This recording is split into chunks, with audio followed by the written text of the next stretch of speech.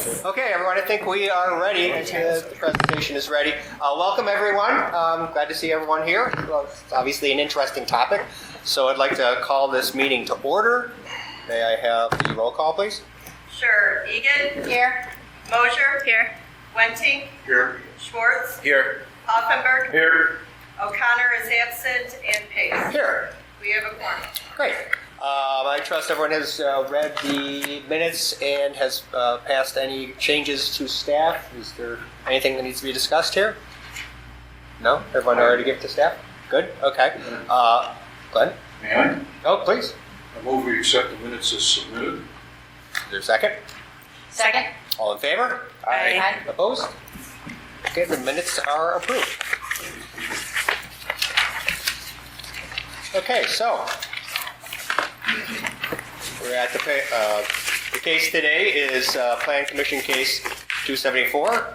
It's for a plan development, special use permit, a design review permit, a site plan approval, a zoning text amendment that relates to the maximum allowance FAR adjustment within the C3, C4 commercial district for 811 and 901 West Hillgrove application. A lot of those words in there may not be familiar. Staff will give a presentation to hopefully clear up what a allowable FAR adjustment is. Most people don't know that. But before... Oh, I'm sorry. I assume many of you are going to want to discuss this in an open setting. So at this point in time, I'd like to swear everyone in. And if you plan on talking, you'll need to raise your right hand, and the answer would be I do if you plan to talk. Do you swear to tell the truth to the best of your knowledge during this case? I do. Thank you very much. Okay, I would like a motion from the Commissioner to open this meeting. Anyway. So moved. Is there a second? Second. Great. Okay. First thing we want to do is have the staff give a little testimony as what this case is all about. Take it away. Thank you, Chair. Okay, first I would like to start off the presentation regarding the text amendment that's proposed. Because text amendments to the zoning code are applicable village-wide to all applicable districts. So while it is related to the application, it is not only for this application, but I will explain. So currently the zoning code has two requirements related to commercial FAR, floor area ratio. By right, which is what you can do with a permit, maximum allowable FAR within the C1 is 3.0, C2 is 2.0, C1 is 1.5, C4 is 1.0. Section 511F10 authorizes FAR adjustments. However, it does restrict those adjustments to a maximum FAR. So within the C1, it's 4.25, C2 is 3.0, and then 1.8 in C3. Currently, the code does not allow an increase of maximum floor area within the C4 district.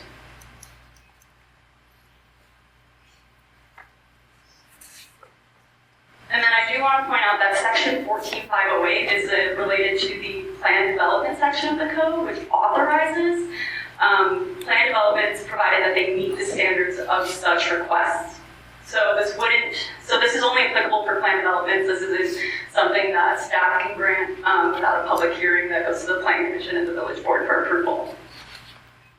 The proposed text amendment is related to the C3 and C4 district to revise them to both be a maximum allowable increase of 2.0 within both districts. So staff, as a matter of policy, staff does not make formal recommendations in support or against Plan Commission requests such as plan development, special use permits, design review permits, site plans, etc. But we do make recommendations for text amendments to the zoning code. So staff does recommend approval of the text amendment. It's in keeping with the 2005 comprehensive plan, which the text amendment allows for larger buildings on sites deemed appropriate through the plan development review process. The 2005 comprehensive plan calls for revitalization of the West End, which when combined with strong downtown will unify the ENSF corridor. And the second main reason is that it will maintain consistency among the commercial districts. Amending both C3 and C4 maintains consistency with the code's established hierarchy throughout the commercial districts because they go from most intensive to least intensive. Okay, now I will get to the development proposed for the subject property. So the subject property is 811 to 901 West Hillgrove, located just west of Stone Avenue Station within the C4 district. It's less than a 5-minute walk to the station. And so right now it's 3 separate properties, parcels.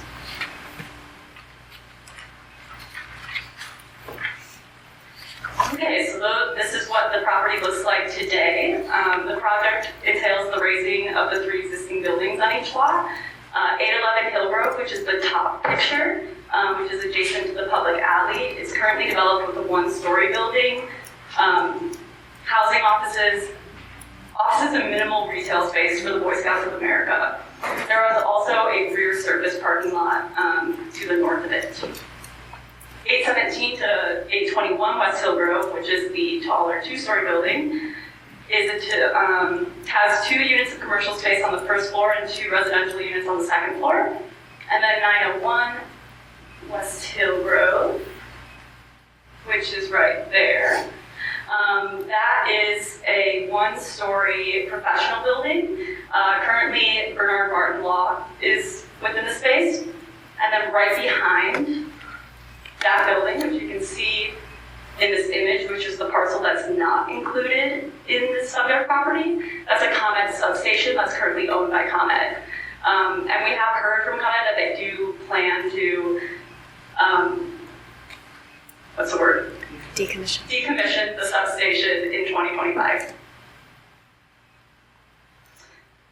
Okay, so this is a rendering of the proposed development. The applicant proposes a 4-story mixed-use building with about 4,800 of first-floor commercial under 31 residential units. The building provides a mix of residential unit types, proposing 3 studios, 19 one-bedrooms, and 9 two-bedroom.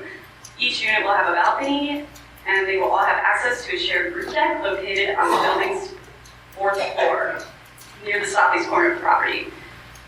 And then also proposed is a 30-spot surface parking lot to the rear, as well as a 6-car parking garage right there along Hillgrove.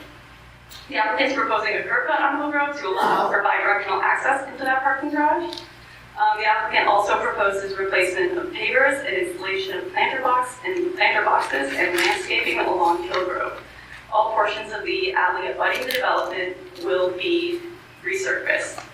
And so the property abuts the alley on the north and the east sides. And then here's the first floor plan where you can see more of the surface parking lots, the parking garage, as well as that commercial first floor space. And then this is the 4th floor. Oh, no, it's not. Well, that was supposed to be the 4th floor. We can pull up, I have the architectural plans on the computer, where there is a rooftop deck, about 850 square feet, right in this corner, as well as a common room, an interior common room for residents to share. Okay, so the relief sought. The applicant is seeking a reduction in the minimum lot area required for a dwelling unit. In the C4, it requires 1,300 square foot per unit. The applicant is proposing just shy of 670 square feet. So the code, the commercial district allows a maximum height of 45 feet. However, I do want to point out that the plan development section of the zoning code, 14508, authorizes an increase in maximum allowable height up to 70 feet for 5 stories for plan developments in any commercial district, subject to review by the Plan Commission and approval by the village board. So the proposed height is 56 and 2 inches, which is, for the zoning code definition, we measure height to the highest point of the building. I do want to point out that the majority of the building is 43 feet from grade, and then the highest point, which is the elevator shaft, is about 52.1 feet. additional structures where the height kind of varies a bit, but that's the lowest and the tallest height. Okay, the applicant's also requesting an adjustment for 2.0 FAR, provided that the Plan Commission approved the text amendment, so they are kind of interrelated. The applicant's also seeking relief from parking lot landscaping requirements, which require a perimeter landscape not less than 5 feet. The applicant is not proposing any buffer. And the applicant is also seeking relief from the parking requirements. So for multifamily, the parking ratios require 1.5 per unit. With 31 units proposed, the code requires 47 parking spaces. The applicant is proposing 36 and a parking ratio of 1.19, which has increased since original submittal. The applicant originally had planned that the 6-car interior parking garage was going to be another commercial unit. And then following a community meeting that they held prior to coming before the Plan Commission, they decided, due to kind of neighbor feedback, to convert that commercial space into a 6-car parking garage. Also, so for the commercial space, there's 0 parking proposed. The code requires 1 per 250 square feet, so 20 spaces. And then the staff analysis did include some information about on-street parking, and that Metro has let us know that Lot 13, after I think it's 11, can be open to employees in the district and visitors.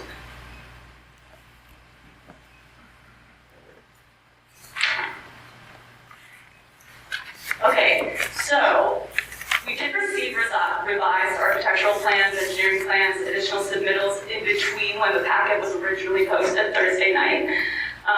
So in order to kind of make sense, I would like to go step by step with what's actually in the staff report that was posted on Thursday and go at what's changed.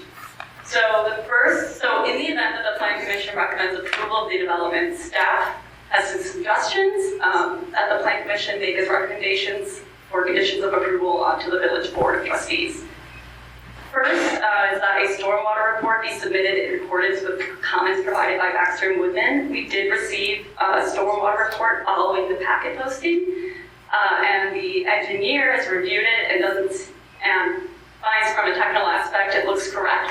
However, not all of the comments have been addressed, so we are going to keep that condition remaining the same. 2, we requested auto turns for the typical and large for the rear parking garage, interior parking garage and the rear surface lot. Those have been provided, so that is no longer applicable. Prior to consideration by the Village Board, plans demonstrating compliance with clear vision areas be provided for entrances and exits of the structured parking garage, the public alley, and rear parking lot. I do want to point out, we are going to hold this condition, and you'll notice in the plans that there is an exterior refuse area on the surface parking lot that's intended for the retail component. That impedes the sight vision triangle. And so staff suggests to the applicant considering allowing a commercial unit to utilize the residential interior refuse area. Number 4 is parking spots should be allocated per lease agreements consistent with KLOA's recommendations. Staff also thinks this will just make for a better circulation around the site so people are driving from the rear to the front parking garage looking for parking. The 5th condition was pertaining to that 6-car parking garage, which we suggested restricted to the compact vehicles only. That was upon review from our consultants with KLOA, who said there are multiple spaces within that lot that would require multiple maneuvers, making it not ideal for passenger vehicles. However, in follow-up to additional information, I had KLOA look to see if there were any of those parking spaces that could still be maintained as passenger vehicle parking, and that is those 2 northwesternmost spots. But all other 4 parking spots should be restricted restricted to compact vehicle only.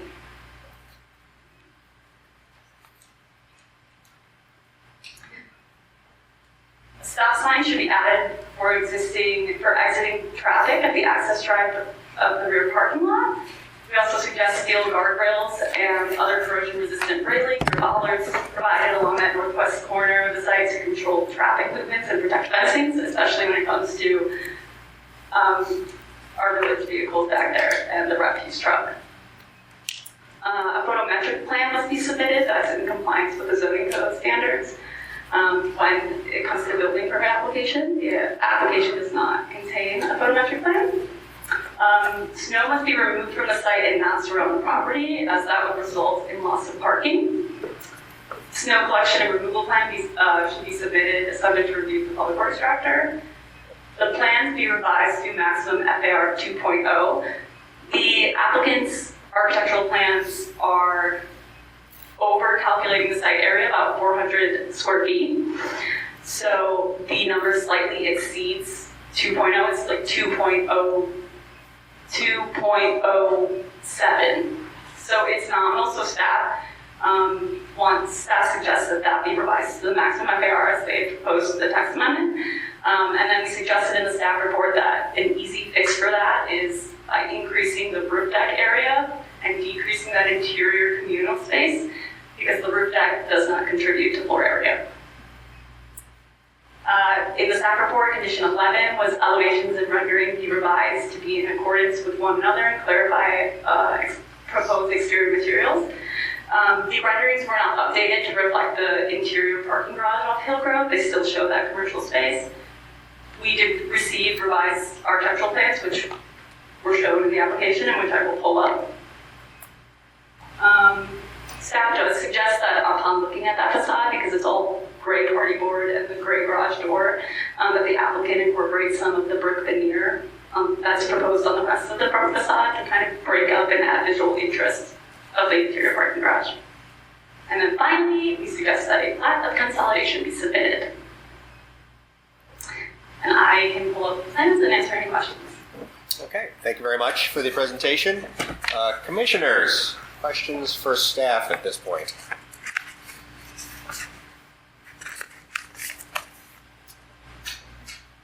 Go ahead. With regard to the revision of the FAR, have the plans been submitted yet? The revisions? No, so the applicant, so within the revised architectural plans that we received following the original packet posting, the applicant did revise their FAR and kind of recalculated it to make sure that they were correct. So they did revise it, however, they're still off the overall lot area. So that's still, so they kind of calculated it with that extra 400 square feet, which brought them down to 2.0. But they need to remove that extra lot area that they are miscalculating to get the proper number. And the proper number now is going to be in the plans at 2.0. Yes. Thank you. Other questions at this point? Could you repeat the elevations as proposed? I don't know if you have like the profile, like if you could show us height by where it's located. Yeah, I'm going to pull it up because when I added it to the slide, it was going to be way too difficult to read. Okay. So,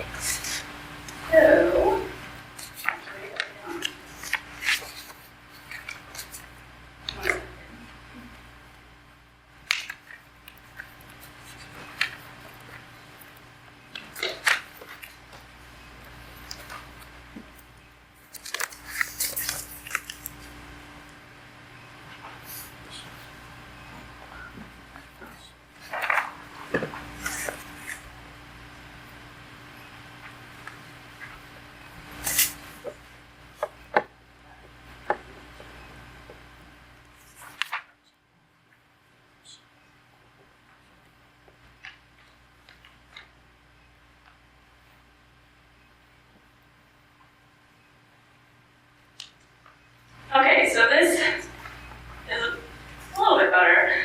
So this is the average roof line to the top of the fourth floor, which is 43 feet. There's still a parapet wall proposed that is just over 47 feet. And then to the height of the elevator shaft, which is right here, that's where it hits the 56 overall height. And then it varies kind of over here with other parapet walls and structures proposed. But so this is the roof line to the top of the 4th floor. Parapet wall, about extra 3-4 feet. And then this is the elevator shaft. That's contributing to the overall height of 56.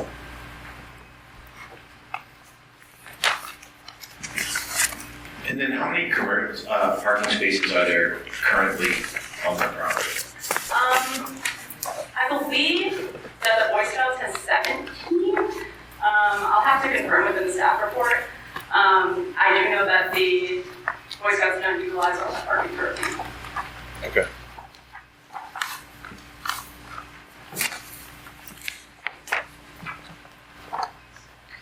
Other questions, commissioners, for the staff? The materials in the application make good reference to the necessary improvements to the alleyway. Can you talk a little bit more about that and whether or not that's going to be considered or why that was not included in the staff recommendations as one of the conditions? I'm so sorry, could you speak up? You're not in the mic. Sure. Thank you. The materials talk about recommendations about the improvements to the alleyway. So I was asking whether or not consideration was made to including that in the list of conditions, because we didn't see that in here. But I believe that was part of the recommendation, one of the recommendations from one of the engineering reports we got. Yes, so the engineer also recommended that the applicant explore kind of further improvements to the alley. Required with a building permit with any new development is that the applicant does have to improve the abutting right-of-way, because it's assuming that it's going to experience disrepair during construction. So that is required. The applicant is proposing that on their plans to improve the adjacent alleyways.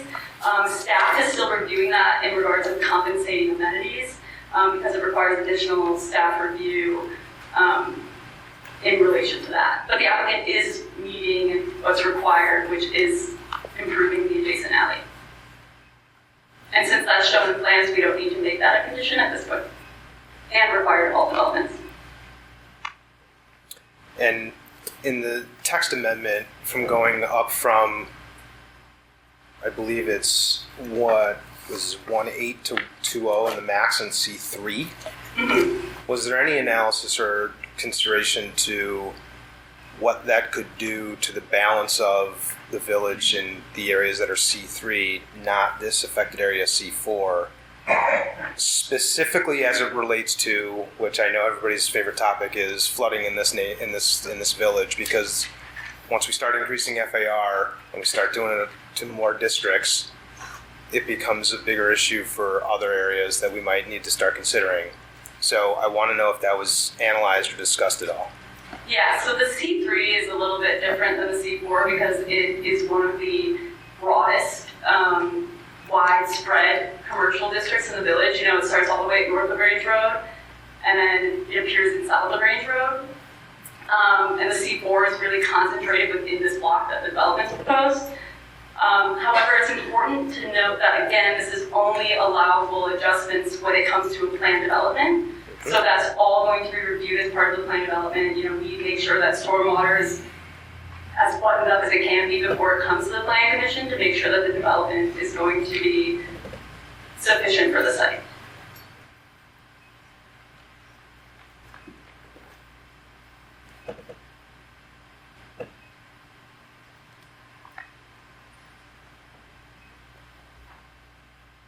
While Commissioner Offenberg thinks about this, is the alleyway the only compensating amenity being considered right now? No. We're still in discussion with the applicant regarding that before that goes to the village board. The improvement to the public sidewalk and the pavers and sanitary boxes are also proposed. Okay. All right. Commissioner Hoffenberg, would you do a follow-up? Go ahead. Sure. Regarding materiality, was a materials board submitted for consideration? Yes, well, not an actual physical sample one. There is the spec sheet within the facade materials. I also did neglect to mention that we did distribute these plans to the Design Review Commission for their feedback, and we received a handful of comments. A couple of commissioners expressed concerns with the transition of the height proposed to the immediate surrounding one-story, two-story buildings on Hillgrove. Another commissioner was a very big proponent of the application. We just requested some additional technical details about it, but no, to answer your question, we do not have a material board. I'd be curious, and maybe this is part of the presentation coming up from the applicant, as far as inspiration of materials from surrounding buildings and things like that. So I think I'm jumping the gun on that a bit. Yep. Other questions? Okay, let's continue on. Just so the audience member knows what's happening, where we're at right now. Next, the applicants will give their presentation. Then we, the commissioners, will ask some more questions, get some more clarification. And after that point, then the audience will have their chance to give their participation also. So if you're here to speak, just enjoy the presentation, and hopefully we can cover a lot of the questions that you're considering while we ask the applicant. So without any further ado, if the applicant can step forward and state their name and make the presentation. Good evening. My name is Ted Foley. I'm one of the attorneys for the petitioner, 817-821 West Hillgrove Avenue, LLC. I'd like to introduce our team here. First, we've got the member manager of the petitioner, Adam Cadillas. We've got the architect, Guido Neri Architects, and the engineer, Tony Swiatek from Bono Consultants. To begin, I'd first like to thank the village staff, Charity and Kelsey. As always, I appreciate their professional way they conduct themselves, and always professional, and in particular how responsive they are. It's always appreciated, so I appreciate that. I of course, concur with the presentation regarding the text amendment. We do support that, of course, and do think it's appropriate for the C4 district, particularly in light of the village's comprehensive plan, which calls for increased development in the West End. And I'll discuss that further in my presentation. What I want to focus on in particular is why I believe the proposed development is well suited for the West End, as determined by the village's comprehensive plan. And I believe it will actually enhance the neighborhood.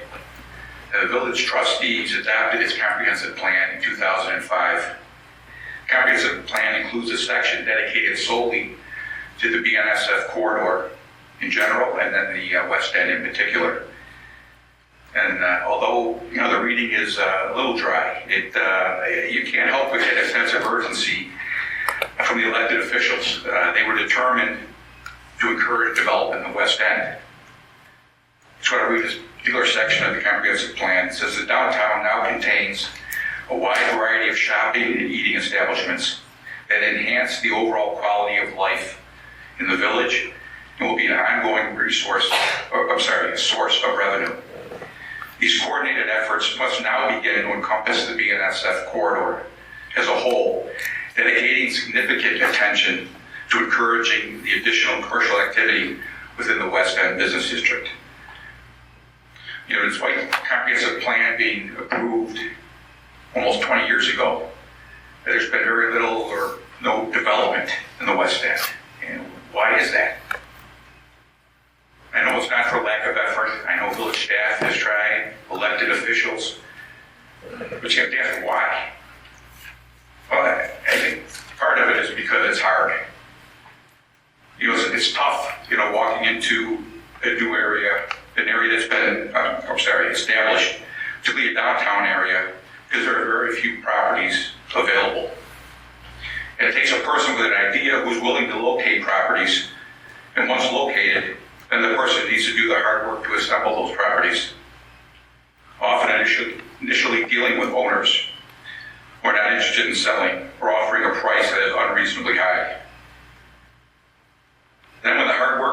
off and you assemble the properties,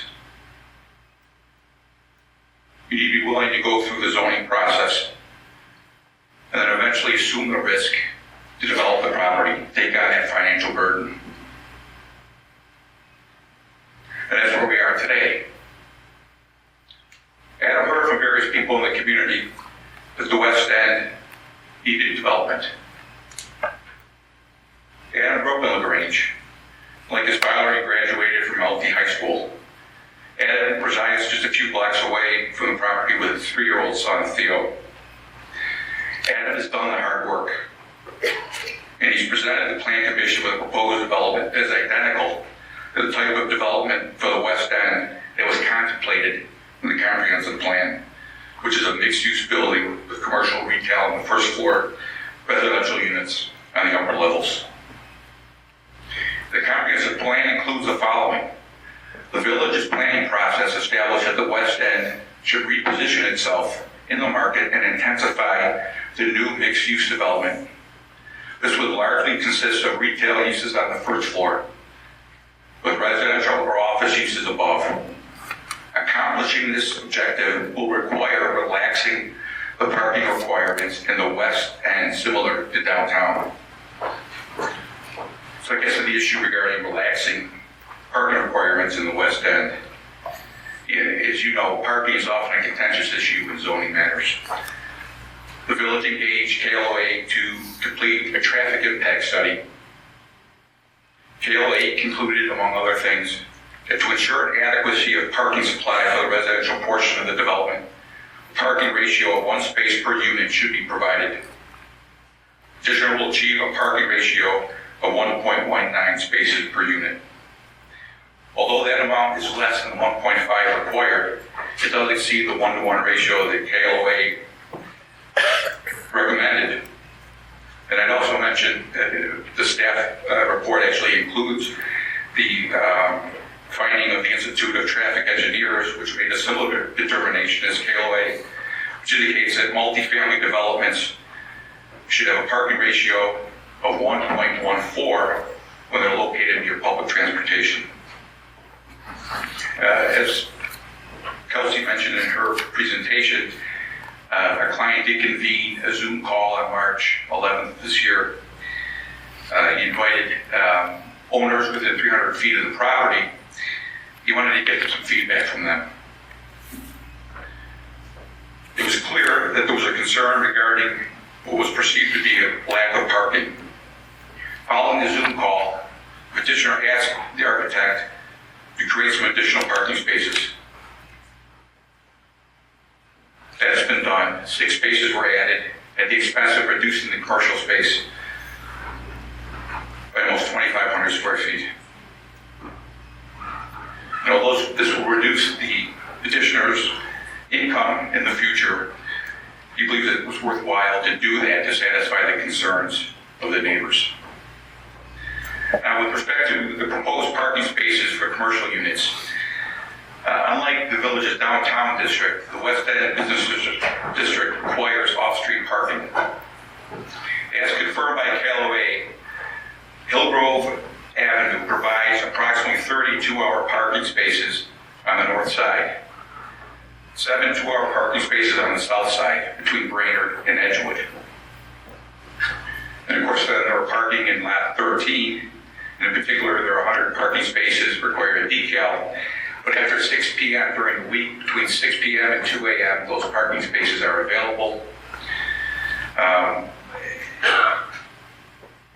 One thing I want to point out, the village's parking study completed in 2022 looked at this particular area and determined that during the peak hours during the day, during workday, the occupancy is less than 50%.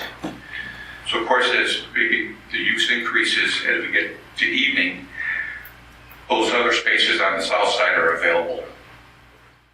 And one thing I want to talk about is the proposed development will in fact displace approximately 13,486 square feet of commercial and office space in favor of just 4,750 square feet. Of the 13,486 square feet, 7,600 square feet, does not currently have off-street parking. The only parking that exists right now is at the Boy Scout property, 811. There are 17 parking spaces in that lot. So by displacing the larger number of commercial space, I don't think there will be any impact whatsoever. It will, if anything, be an offset. So I think maybe there's more concern than necessary if you consider right now the commercial spaces at 817, I believe formerly Dunright Plumbing and Hillgrove Chiropractor.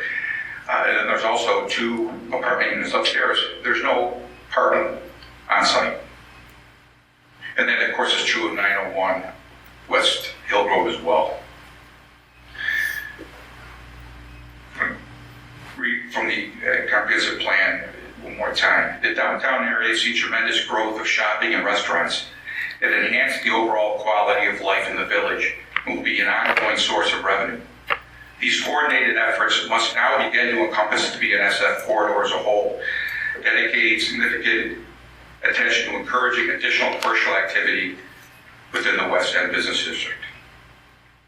The village concluded that expanding development in the West End would enhance the quality of life of its residents, as well as provide significant revenue for the village. Now, with respect to the building height, I believe the proposed building height is reasonable for planned developments. Petitioner proposes a 4-story building standing at its highest point, 56.2 feet. As was indicated in the staff report, in planned developments, you can increase the size up to 5 stories or 70 feet in any commercial district. The petitioner's proposed development is compatible with the planning process established for the West End Business District. The village recognized when it establishes planning process for the West End that it would need to accommodate multi-story buildings to achieve its intended plan, which of course provided for first floor retail or some sort of use that would generate sales tax, some additional revenue. And just to remind a few people here that we've seen recent developments in the area. At 40 South Ashland, we had a 4-story building, 53.6 feet that was approved. Of course, we have 410 and 420 West Burlington, which is a 5-story building. And then just at 27 North Brainerd, which is in the RA district, just across from the proposed site, there's a 4-story apartment building. For a moment, I just want to discuss the petitioner's forecast for the impact of the village will recognize from the development. I did include more information in the second addendum that I filed, and I know you have a copy of. If the petitioner's request for zoning relief is granted, petitioner intends to make a substantial investment in the proposed development. Total budget costs for the project, including acquisition costs, the $12.4 million. The projected fair market value based on a 10-year hold, capitalized at 6%, is $18.1 million. Property currently generates property tax revenue well below its potential. In fact, 811 West Hillgrove is tax exempt. The village has not received any property tax revenue from this property for at least 20 years. The tax bill for those 3 properties combined in 2023 was $24,111,000. Projected property taxes after development in year 1 is estimated to be $165,095. In year 10, $243,396. There is a 10-year pro forma included in the package. It just, for the sake of the audience, just so you understand the numbers. The first year effective income is anticipated to be $1.1 million. Net operating expenses, $334,000. So just approximately 70%. Net operating income is anticipated to be $765,805. So with a cap rate of 6%, the anticipated after development value is probably just a little above the budget cost. The combined properties do not currently generate any sales tax for the benefit of the village. The petitioner intends for the development to generate sales tax deriving from sales, retail sales.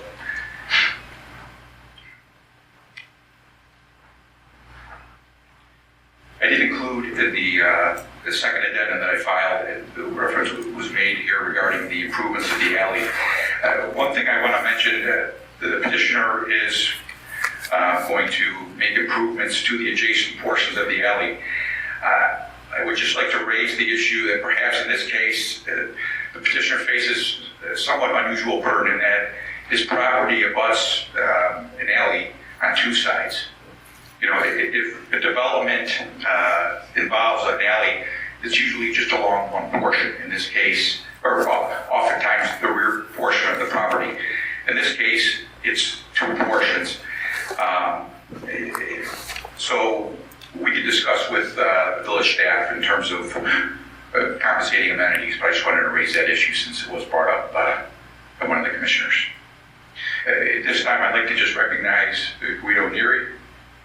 Guido, if you would, want to step up just for a moment? Okay.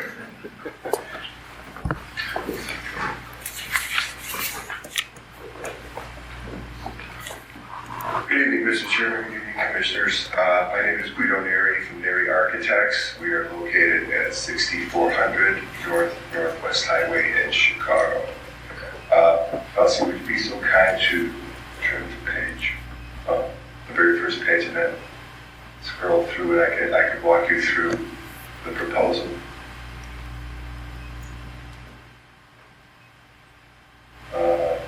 Yeah. Oh, okay. So we know it's a 31. We're proposing 31 units, residential units, along with ground floor commercial space. If you just turn to the ground floor plan, I think I could just start there. That's it. So we have, the building pretty much goes from east to west, lot line to lot line. The ground floor is divided into three essential components, one being the residential lobby along with the support systems for the building. We have an entrance facing Hillgrove, a secured vestibule, mail room, parcel room. In the rear we have the utility rooms, electrical and mechanical, two elevators that take the residents up through the building, and a trash room. And then there's a rear exit out the back of the building to access the parking. The other component is that 6-car parking, indoor parking garage facing with the door facing Hillgrove. That was originally proposed to be commercial. We converted that into additional parking to help meet the parking requirements. And then we have the commercial space to the west, to the east of that. There's no defined user at this point. And then in the rear we have the 30 outdoor parking spaces. Next slide, please. Yes, this is the second floor. So the second floor is 11 residential units, a combination of 1 and 2 bedrooms, and supporting systems, elevators, stairways, etc. Every unit has individual balconies as well as indoor individual washer and dryers, individual heating and cooling systems. Third floor is essentially just the same as the second floor. And then once we get up to the fourth floor, we're down to 9 units, and we have a common area amenity room for the residents. There's a community room with an outdoor roof deck. Next slide shows the roof. So here, and I'll address this as well on the elevations. Just to clarify the height issue. So the building is 43 feet to the roof line. It has parapet walls that wrap the perimeter of the building. Those are 4 feet high, so we have a total of 47 feet. Right now, the 2 elements that exceed that height is we decided to put in a full-size staircase to access the roof. That makes it easier to service any of the equipment, mechanical equipment, etc. In most cases, buildings like this would not do that. They would just put in a roof hatch, which doesn't increase the height at all. But it doesn't make it more difficult when you need to service the mechanical equipment. So that element is about 7 feet high. So from 43, that tops off at about 50 feet. And then the other element that goes higher than that is the elevator shaft overrun. However, we are looking at other systems where that overrun can actually be reduced to a maximum of 4 feet above the roof. So the elevator shaft would actually only go to a 47-foot height. Because the elevators don't stop on the roof, nobody wants to take an elevator to the roof. So we're working on reducing that maximum height. But having said that, that 56 feet 2 inches right now is just that footprint of the elevator shaft. It's no other component in the building. And then if we can turn to the elevations, we don't have to look at the typical floor unit layouts. So this is actually, if you could flip one more. No, go back. I'm sorry, go back. One more. For some reason, the elevators, they're kind of gray out. You really can't see them. They're kind of in the distant background. But they're not that, they're the footprint of the stairway and the elevator shaft is very minimal compared to the footprint of the overall building. And then if you turn to the renderings. So we know we still have to go through the design review commission, and that's where I feel we would be addressing items such as materials and colors and details and finishes, etc., things like that. Right now, there's basically 2 or 3 different main building material elements. We have the masonry. We are doing a fiber cement panel. We know there's been some conversation about possibly changing that to a different type of material, maybe a composite metal material, composite metal panel, something like that. So we're still exploring that, but we thought we would meet with the design review commission to really discuss those issues.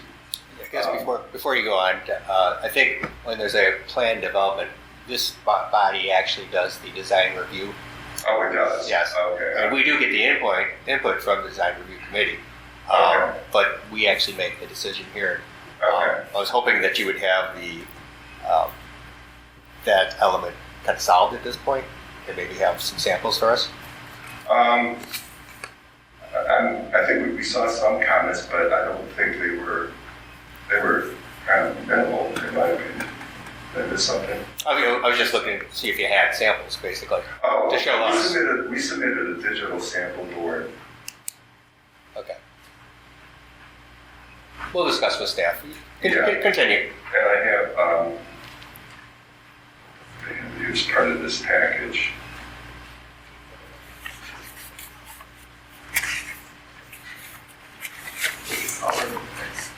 Oh, there it is, yeah. So that's what we submitted. So we have, which shows the color palette, masonry, and then we have the fiber cement panel materials in different colors. The balconies would be all anodized aluminum for maintenance-free longevity. And same with the windows, obviously, aluminum-clad windows, aluminum-clad storefront systems. Pretty, standard commercial grade materials. And then we can look at the renderings if you like. So that's actually right there. So that's a view of the outdoor amenity space for the tenants adjacent to the community room. You can get a good feel for the material and the colors with masonry and the fiber cement panels. And you can see actually in this rendering in the background that structure that seems to be taller than everything else, that's the elevator shaft. And that will most likely get drastically reduced where it wouldn't even be visible from this vantage point. And then the little structure just to the left of it, that's the stair tower.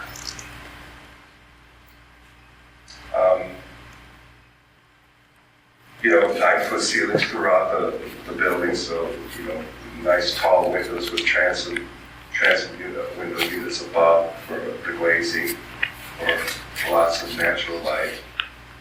Pretty much a modern, amenitized building.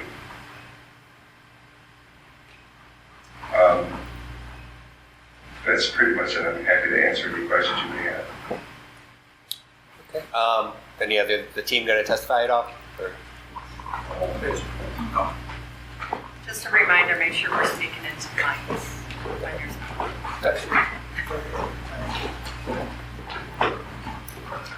Adam Cadillos would like to speak.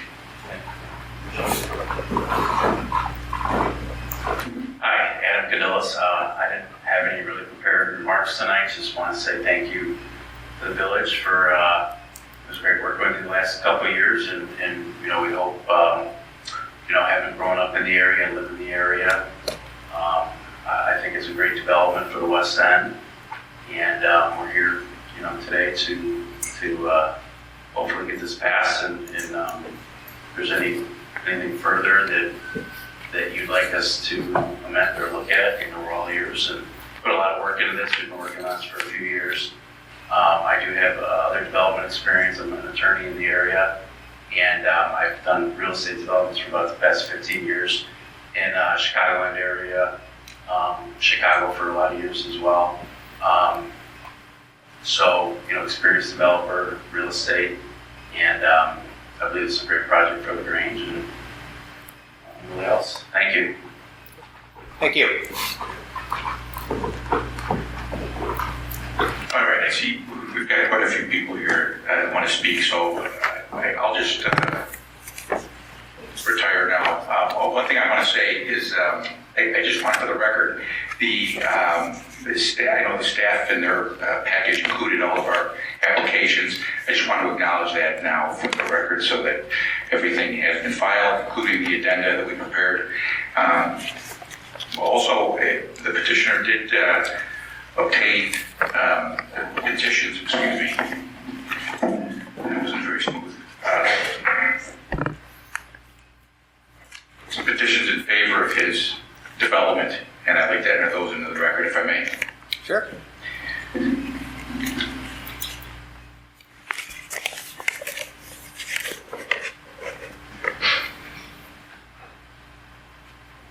And with that, I'll just conclude. On behalf of the petitioner, we do ask that you return a favorable recommendation to the village board. I'm happy to take any questions you have. Okay. I'm sure we'll have plenty. I just want to thank you all. The package that you guys provided was very thorough. I know it's been a couple of years, but you covered a lot of stuff, even more generous than many other projects we've seen before, including the financials that were given on the addendum this past day. That kind of information helps, so I'd like to thank you for providing that. And if, without any further ado, commissioners, let's ask our questions to the applicant. I have a few. Go ahead, Glenn, let's go. Are the residential units anticipated to be rental or condominiums?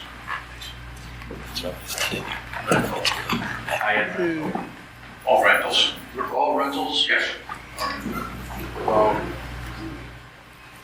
Do you have anticipated rental costs for the units or the general level? We do. And if you look at the financials that were provided, you'll see, I believe it's on the last page, it has their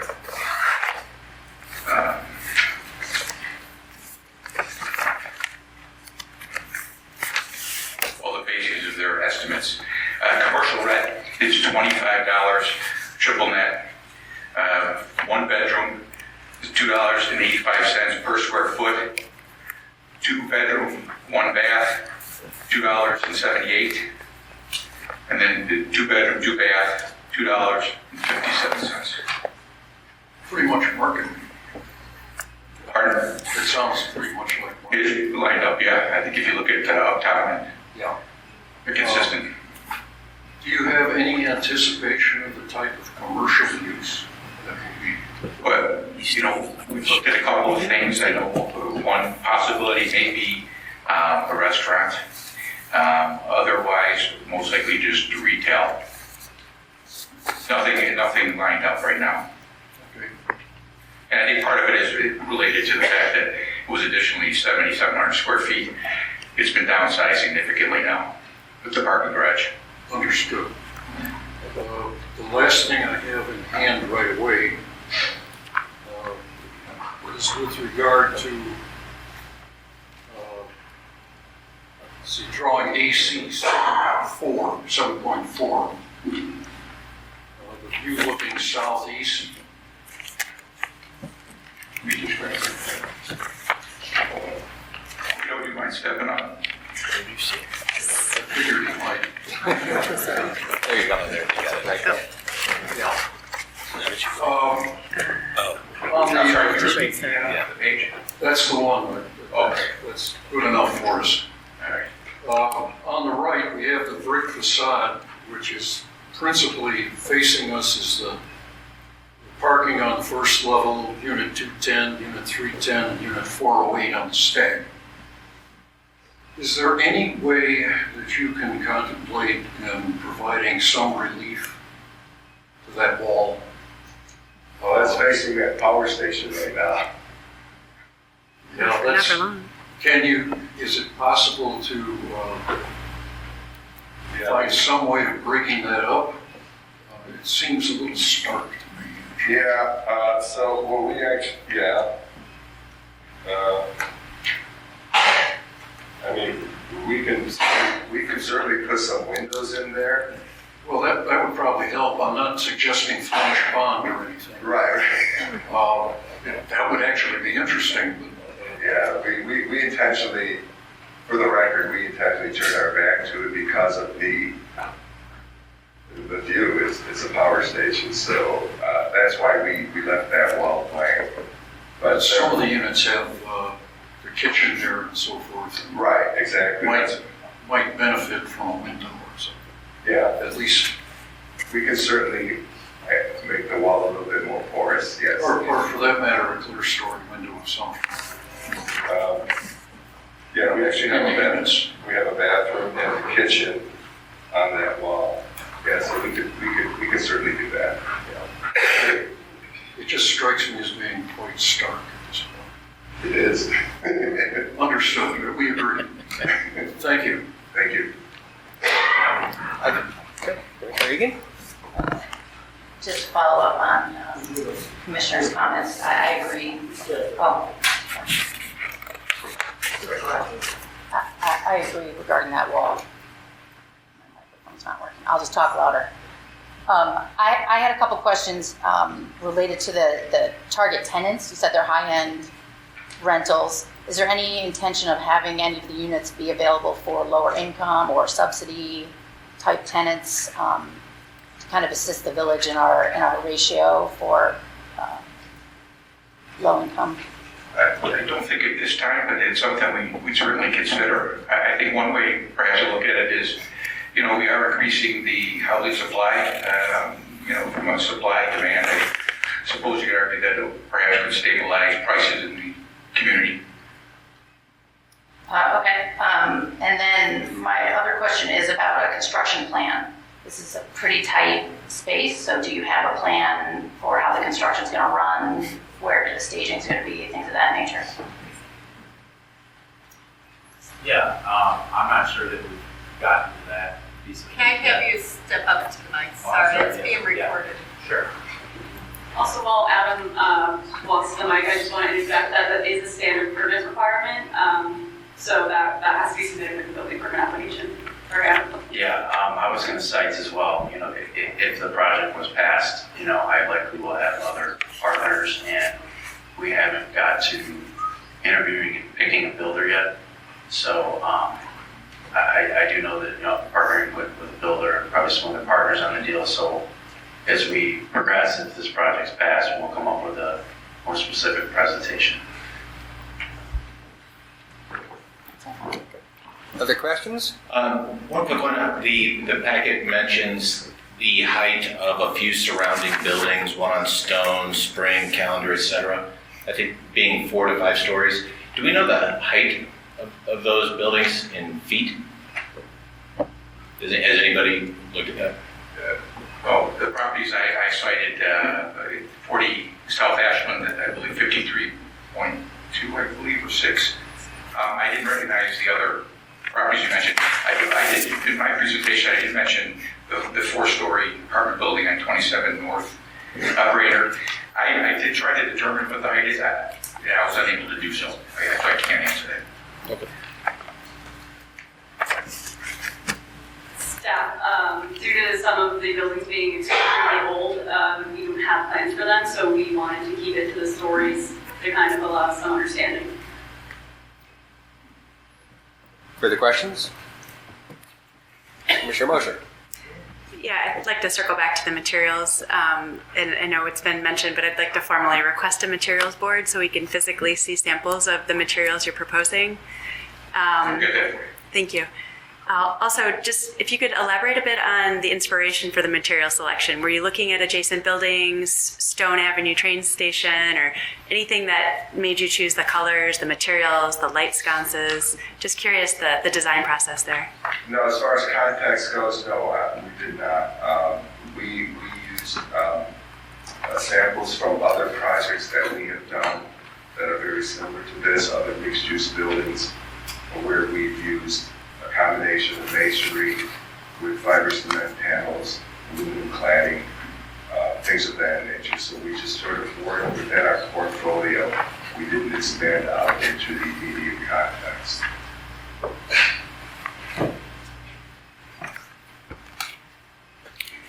Was there any consideration for open space or green space as part of the project? I know, if you don't mind, the west portion, there's a 10-foot easement that we're going to have as green space. And then we're proposing the right-of-way along Hillgrove. They have planters. The site doesn't provide opportunity to provide a lot of green space. But we did consider what we could do within that, with what we have, but we would certainly consider any suggestions that the commission may have. So let me follow up on that because it seems applicable. Was there any thought given to, bringing the building in to perhaps the maximum 1.8 within the C3 as opposed to what you're asking on the C4 in order to reconfigure some of the plans to create an opportunity for green space? Well, that's something we did not consider. It's not to say we couldn't, but to the extent that additional space would have to be forfeited, as I indicated, the petitioner already is giving up commercial space to provide additional parking. So I just don't have that answer right now, but something we could look at. Another point too.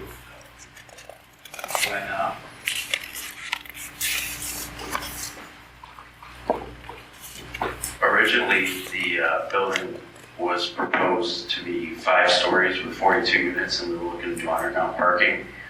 And due to some, I believe it was the water calculations, that didn't work. So we amended, the building down a level and put the parking in the back. So the economics of the project were kind of based off of that, and having it even go further down in units.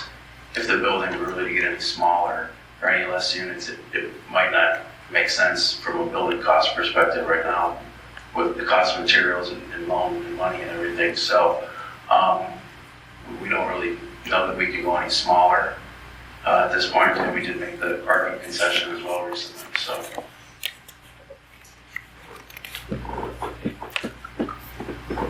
In some of the materials that were provided in the initial meetings, there was also a suggestion about consideration of permeable pavers for the outdoor parking area. Can you talk about that a little bit?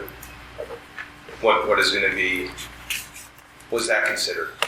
I think now we just have the permeable pavers in the front along Hillgrove and the right way. One other comment I would like to make to materials as well. If the project passes and I were to get, partners on the deal or whatnot, or once we pick a construction company, if there's any requests for any changes, I mean, we might be back asking for minor adjustments or open any feedback as well. After we had the local community meeting, one of the pieces of feedback was that the building looked a little too modern. So, we were open to any suggestions to change that. I know, once we get into a lot more of the little details, I think there's little things that we can do to kind of soften that down a little bit and, potentially fit in better with the area. I mean, that is important to me that this building fits in well with the area and the surrounding buildings and the way that they look.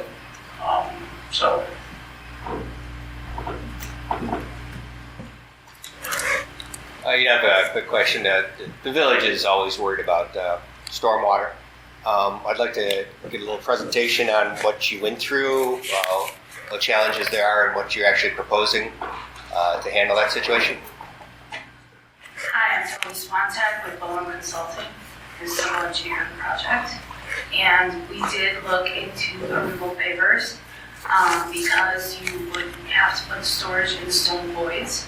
That would require a much deeper section that the storm sewer system surrounding the site would not be able to accommodate.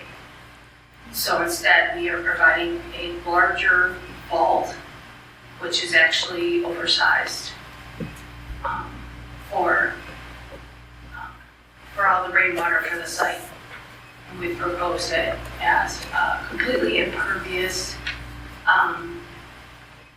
since that 10-foot area wouldn't make much of a difference. Give us a little, for the audience's sake and myself, exactly what is the vault? How deep is it? Where is it? Would we see it? The vault is in the parking lot. We don't have the circle plans, do we? I don't know. Oh. Just it's always an important issue for us. Of course. Just a little understanding helps. Of course. By WRD standards, this is a smaller site that does not require detention or volume control, although we are providing both.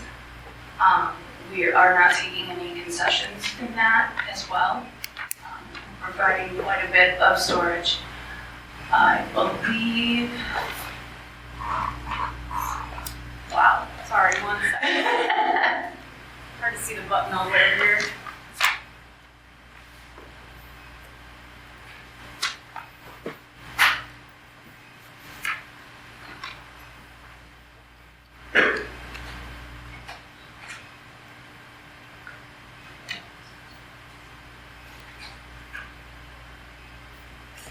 So the shaded area, that would be the stormwater detention vault. And I think there's a summary right there. Can you zoom into the summary? Oh.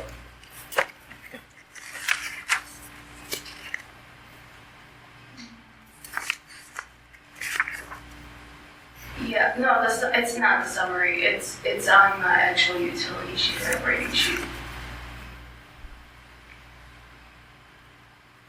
There it is, that little box. So we're providing the minimum restrictor size that's required. We've calculated a release rate as required. And the high water level is the top of the vault. So we will be providing for a 100-year storm inside the vault, which means that there should not be any surface water on the lot. Also, so we are required to provide 0.222 acre feet, and we're providing 0.23 acre feet And because that's in a vault, there's no really room for error. The contractor is going to be building it at exact size. Okay. So, in layman's term, it's a vault underneath the parking lot. Correct. There's a relatively small pipe in there. Yes. Water fills up. The water slowly drains out into our current sewer That system. is correct. Thank It will be restricted flow. That is currently not being provided out there. Okay, great. Thank you. Questions, commissioners? Further? Go ahead, Glenn.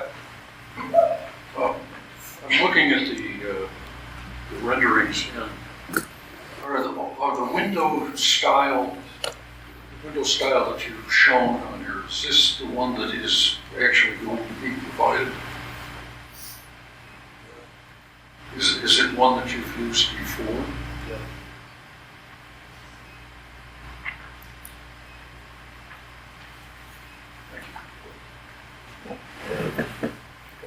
Mark? Sorry. Commissioner Moser, please. Right here, okay.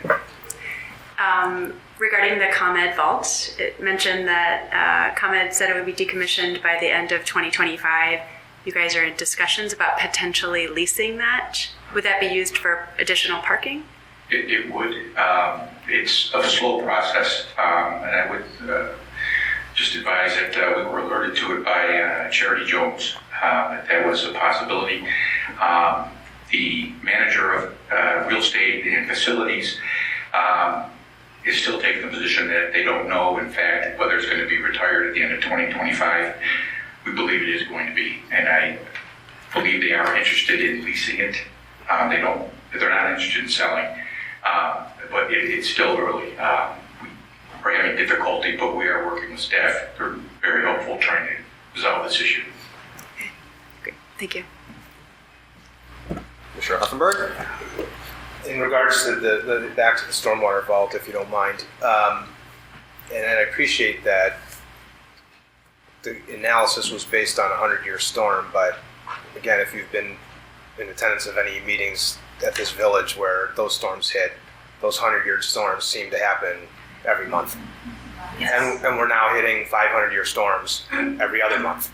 So I want to understand, did you give other consideration to going beyond what was cited in here as adequate? Because adequate doesn't cut it. Yes, we've analyzed flood routes and the fact that the inlets can be clogged. We have run all those calculations to make sure that it provides proper storm outlet from the site without affecting neighboring buildings.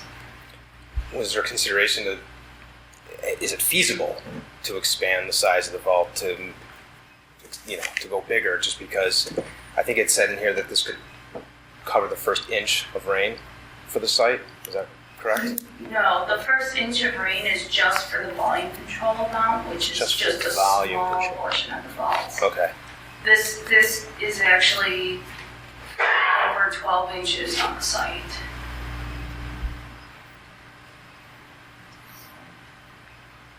I would just like to interject to point out the applicant is providing more detention than is required for the project.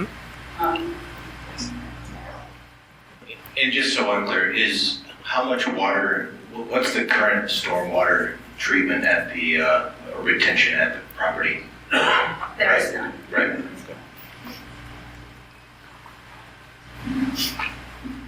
More questions? Chance, commissioners? Okay, at this point, I think we're going to invite the audience to give their testimony.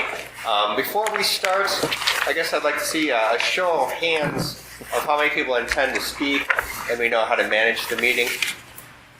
I see less than 10. Is that? Okay, thank you.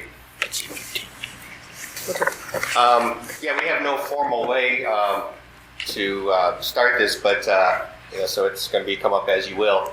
But just so you know what happens, you'll express your concerns or your support for this project, and you'll address us. We'll record some of the points that you bring, and then once everyone gives their chance to speak, we'll bring the applicant back up, and we'll throw the questions and their concerns to them to see if they can answer, if possible, what your concerns are. Are we going to limit to 3 minutes? Or? I only saw about 10 hands, so I didn't think. Normally, when we have a lot of commentary, we would limit everyone to 3 minutes. But since there was only 7 to 10 people, I trust we'll keep it relatively brief. And if the person before you happens to say the exact same thing you were about to say, there's no shame in just standing up and saying, I agree with the previous speaker. But if you want to have your time, you also can have your time. We just have to be cognizant that it's 8:30 and not everyone wants to stay for another 2 or 3 hours. So here we go. It is your turn. You can line up, or whoever wants to get up first can go. And if you could please state your name at the beginning. Did you hear Kelsey also asked if you can clearly state your name at the beginning? That's just your name. Catherine Wolf-Thiessen. I just wanted to, Commissioner Egan talked about where the rent would be in affordable housing, and that would be my concern too. It might be average rent per square foot, but that seems to be affected by how much high-end housing has gone in lately. So it would be great to see something more affordable than a luxury unit go in. Thank you. Thank you. Good evening, Greg Kubley. I'm a practicing real estate litigator. I found out about this a couple of weeks ago. I was not invited to the March meeting because I live more than 300 feet away on Edgewood.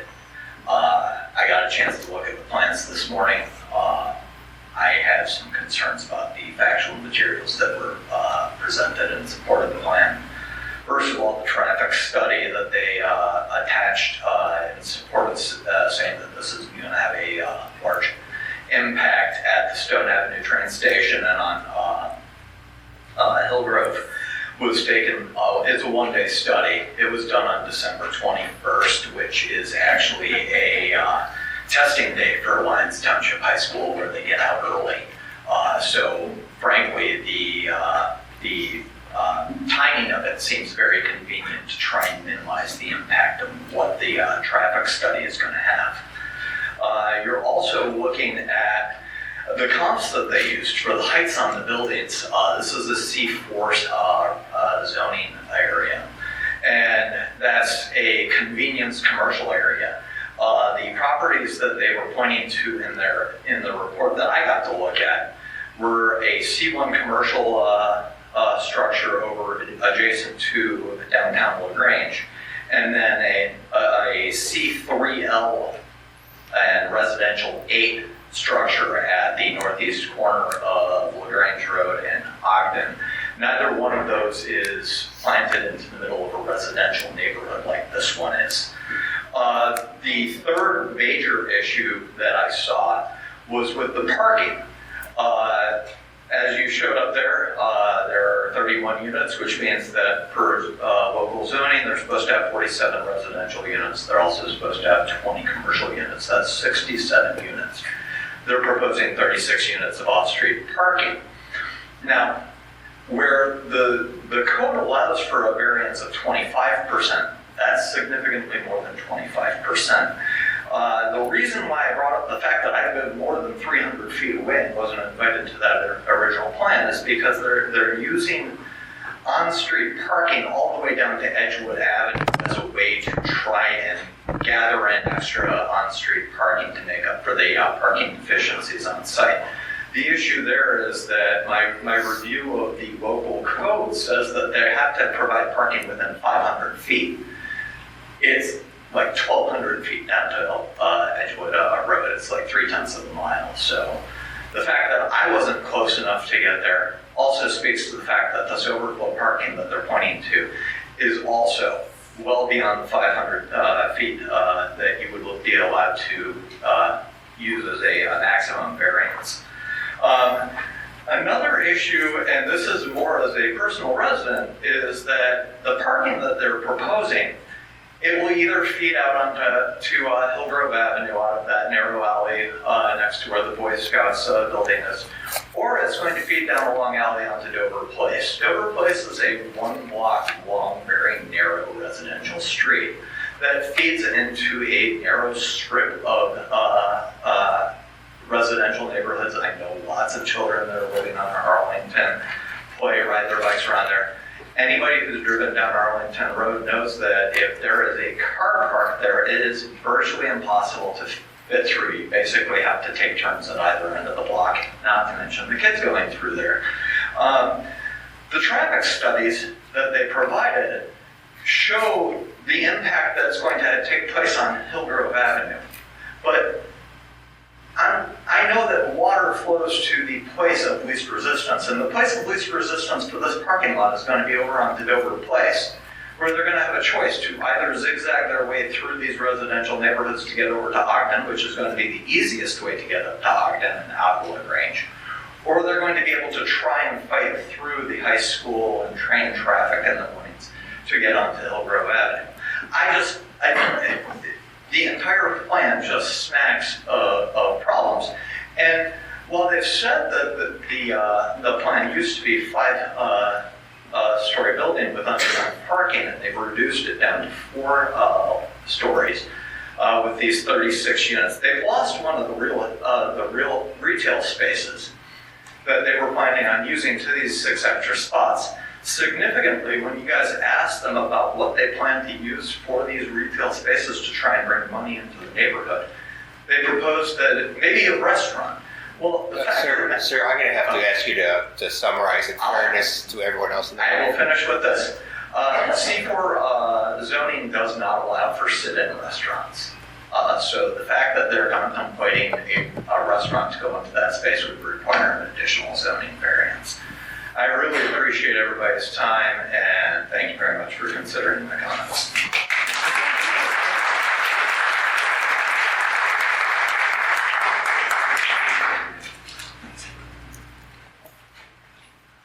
My name is Troy Pavelka, resident of Grange here for a little over 20 years. I live on Arlington Avenue, which was just mentioned. I was actually a design commissioner here for 6 years for the village as a licensed architect. I did sit in on the Zoom call about 3 weeks ago after receiving a postcard in the mail about this development. And frankly, was surprised to receive this, didn't know that this was going on for the last 2 years. So I feel like there's a lot of feedback that I'm receiving from neighbors that aren't quite aware of exactly what's going on here or what's being proposed. After that Zoom call, I put together a petition, and I'll just read this very briefly and I'll turn it over, but against the proposed improvement, and I'll just read this quickly. The scale of the development seems out of character with the surrounding buildings and architecture. You heard here tonight, their own architect didn't consider the context of what is even in this neighborhood when they were considering the materials and the design inspiration for what's in front of you, which as an architect, I don't even understand how that's even possible, but you heard him say that tonight. At this scale, the quality of light and sight lines for the adjacent neighbors on Arlington Avenue will be compromised, diminishing property values. The developer intends to design balconies that face the rear of the property, compromising the privacy of the residents on Arlington. The zoning limit of this area is for 3-story. They will require a zoning variation for this approval, which we believe should be denied. The developer intends to include 31 parking units, only 30 spaces are planned. The alley that current residents and businesses utilize will become less safe with this increased traffic flow. The development intends to include businesses on the first floor, but no dedicated parking for this. Considering the student traffic to the north campus, we consider this to be something that could create a safety hazard. And lastly, the materials plan for the development don't seem to be consistent with the look and feel of the neighborhood and the surrounding historical homes. LaGrange has very specific design guidelines in place for this type of development, including natural materials, brick, stone. There's no mention of metal panels or fiber cement panels, to me, which not only don't work in the context of what's being proposed here, but also cheapen what LaGrange is trying to do, including the improvement at Stone Avenue train station. So that is the petition that was sent out. I've got 171 signatures here just over the last 2 weeks from residents who are opposed to this. The last point I want to make is in opening the materials for tonight's meeting, it talked about the standards for special uses in granting this amendment. The first point was codes and plan purposes, the proposed use and development will be in harmony with the general and specific purposes for which this code describes. I don't think that that satisfies that piece. Point B, no undue adverse impact. The proposed use and development will not have a substantial or undue adverse effect upon adjacent property, the character of the area, the public health, safety, or general welfare. I don't think it passes that test. No traffic congestion. The proposed use and development will not cause undue traffic congestion nor draw significant amounts of traffic to residential streets. I don't think it passes that test. Lastly, excellence of design. The building or buildings within the planned development must be of high architectural quality. I don't think it passes that test. So I appreciate your consideration on this. I am all for development. As a resident directly behind this, I have no objection to development. My objection is to how this is being developed, how it's being developed, what the proposals are, the scale of this proposal, and the materials being used. I'm all for improving LaGrange and improving the West End. It's not an objection for where I stand. It's how it's being done. Thank you. Okay, thank you.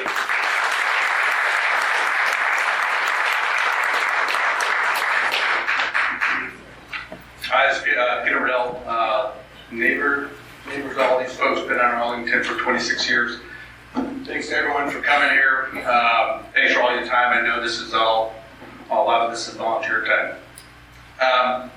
Neighbors said the best part, I'm just going to do more of the reiteration. Major concerns would be the height. I think it's only fitting that we had an eclipse this week, and this seems to be in the same sort of light. Parking and traffic. Traffic seemed to be a big concern. It's a small, tight area. There's a school there. We don't want to make any mistakes. And certainly the material isn't in keeping in the look and feel of the neighborhood. A lot of what you heard, but just another voice to say the same thing. Again, thanks. I am interested in developing the area. I think it's in the right direction. It just went too far. Thanks. Thank you.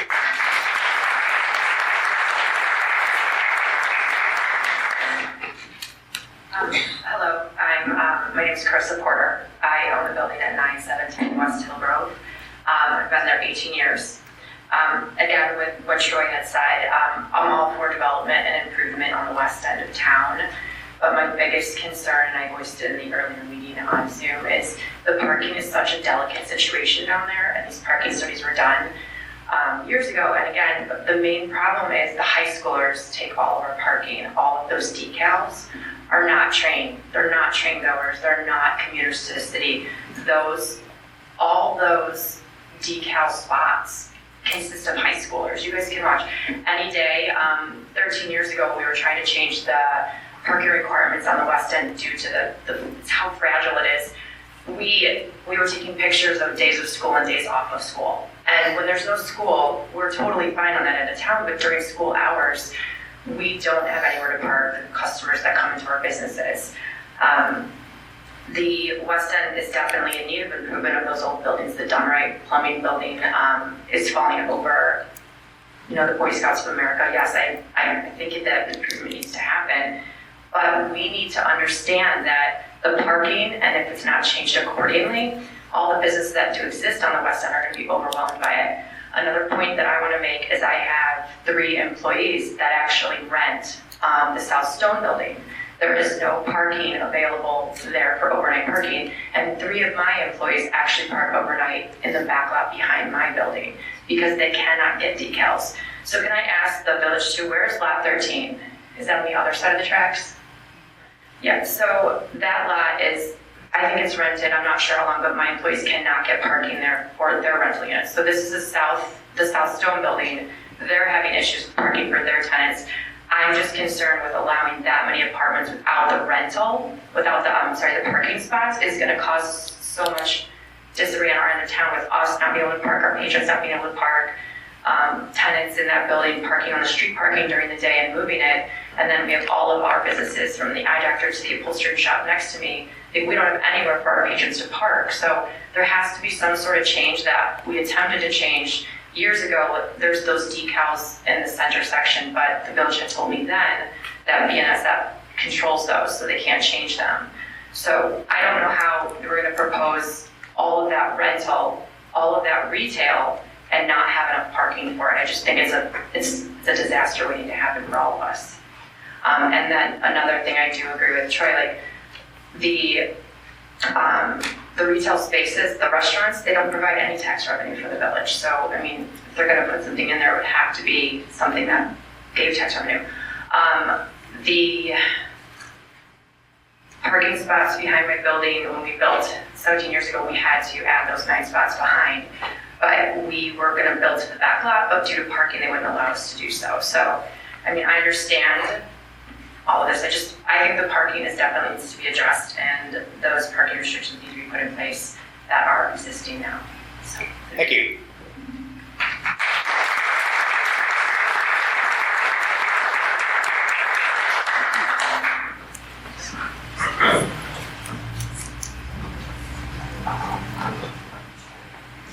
Hi, I'm Mary Beth Mulcahy. I agree with everything that everybody had said. I think the biggest thing that we want people to understand is all we want is something that's reasonable. I think we would like development in the West End, more fresher things, commercial, but we're only getting a small commercial space from this, and it may or may not produce revenue. And the other thing is I think 30 apartments is a lot. Maybe lowering 1 story could work. The other concern I have isn't necessarily, I'm concerned with the stormwater runoff, but it's also the sewers. So on very big rainy days, I don't do laundry because my laundry's in the basement and sewer backup, can happen. So even though we have an ejector pit that stops it from coming in, but I can't afford for it to open up to let the water out because I want to get the backwash in. So it could mean for those of us in the area, if you have 30 apartments with wastewater, dishwashers, toilets flushing all day long, does that back up and overwhelm the sewers? And then does that mean more of us are going to have to go and invest in overhead sewer systems in our basements? We've dealt with the rainwater with drain tile and sub pumps, but sewage is another thing. So that's the other concern I would have with 30 plus apartments and that wastewater going in there. So, thank you. Thank you.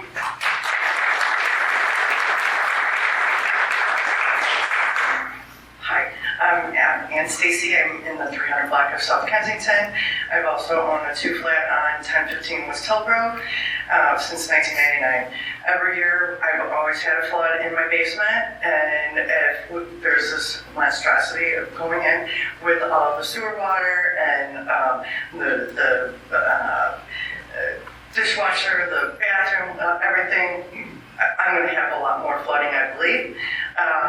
Unfortunately, I'm not as prepared as I would like to be because I just was aware of this a couple weeks ago, as a lot of us have not been aware, and this has been 2 years in its making. I've been a long-time resident all my life. I'm an LT grad. My kids graduated last year, so I'm definitely involved in the community. Let's see.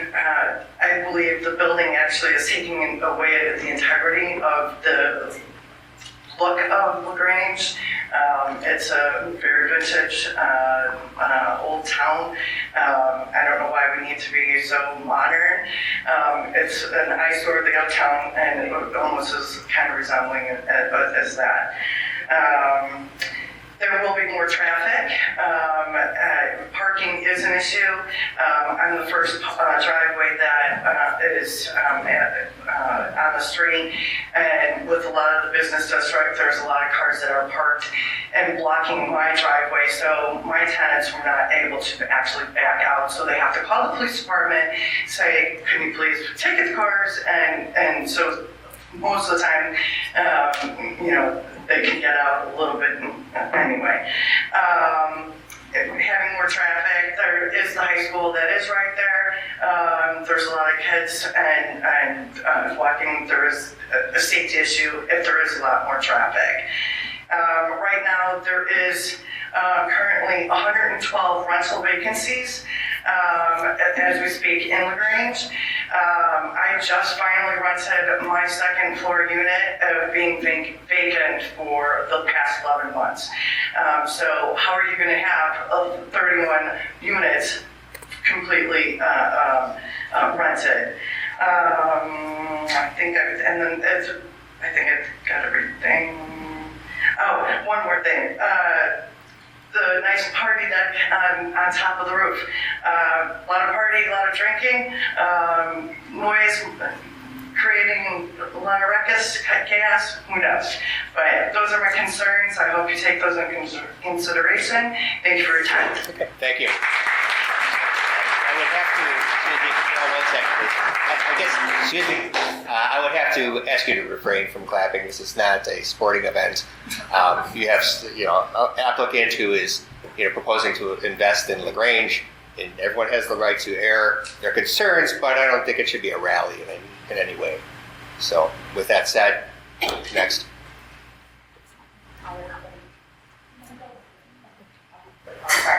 Hi everybody, I'm Lisa McPolin. I'm the owner of 816 Arlington Avenue in LaGrange. I've lived in my house for over 25 years, and my house is directly located behind 817 to 821 Hillgrove Avenue, aka the old Donnery building. That is part of the proposed development up for discussion. I was just made aware, like many others here, of this proposed development. I received an anonymous flyer in my door mid-March, so I did not get the flyer or the invite to the Zoom meeting. And then I checked with some neighbors, and a neighbor 2 doors down, also directly behind, she was unaware of this Zoom call as well. So question to the developers for the meetings with neighbors within 200 feet, I'm part of that group, in November 23rd and March 11th, 2024. Is there a list of who was invited to these meetings? How were neighbors informed and invited to these meetings? Was there a list of attendees? And Excuse me, ma'am. Yeah, I think we have to address the project, but not the. Okay. No, it's just I'm sorry. your concerns I just about found the out a project. tenement for transients with 15 balconies is facing my backyard. So I'm like, oh my goodness, this is a lot to absorb here. In addition, the 244-page agenda was issued Friday to be discussed. Still, ma'am, let's talk about the project itself. Please. Okay, sure. Okay, so a few other things here. Okay, so I would say that the materials planned to many other are cookie cutter and stark. Sorry, Guido. Definitely not in harmony with the charm of the neighborhood. I take issue with the following in the proposal. No undue adverse impact to the proposed development. We appreciate the work that went into this proposal, but we feel that there are adverse effects on the adjacent property from the zoning variances requested. In particular, with the following and the 244-page agenda, the proposed use and development would not cause undue traffic congestion or draw significant amounts of traffic through the streets, which others have mentioned here. What else? I also found some interesting information on property and tax information for the 817 to 821 Hillgrove Avenue building. The current owner took ownership of the building in September of 2022. Speaking of taxes, according to tax bill information for 817 to 821 Hillgrove Avenue, 2020, $17,462 were the taxes, 2021, $15,512, and then in 2022, the taxes went down to $8,030. I did a further investigation. They got an exception through the building being vacant. And then 2023 first installation is $4,416. Okay, I'm sorry. I wrote I have my analysis of the 244-page, but I don't think we have time. Some other facts. I think one of the ladies mentioned there are 112 apartments for rent on Zillow or on apartments.com. 8 condos, townhome are currently available for sale on Zillow. They go quickly. The majority go under contract within a month. We have an aging population that want to stay in the area to be near family and low maintenance, all one level, age in place housing, but they have nowhere to go. This would free up many of the houses in Grange so families with kids can move in. The condominiums being built down the road in Western Springs, also on Hillgrove, are going for over $800,000. So there is money to be made. But wait, Ma'am, other people need their time. Okay. Could you please wrap it up? I will. We urge the trustees and village president to take a critical look at this proposal in light of these objections and concern and not approve the zoning variance contrary to the zoning standards in Grange, which were enacted to protect property owners from exactly the type of maximized profit at all costs model evident in the proposal for which we pay a steep price. We ask that the new development conform to current zoning standards. We urge the developer to consider other options that are more in demand, more reasonable, co-compliant for condos, townhomes, for invested residents. There are ways we can come together to bring an outcome that is agreeable to everyone. We hope all the concerns that the Village of Grange residents expressed tonight are not just ours, are heard, considered, and taken very seriously. I also have a couple questions from what was presented. Was ADA compliant considered in the parking assessment? I didn't see anything in the document. And then will the financial information be shared? I didn't see that in the document. And the construction plan requires a building permit because I would personally like to know when some of these buildings are being demolished so I can be out of town. And with that, I thank you for your consideration. Thank you.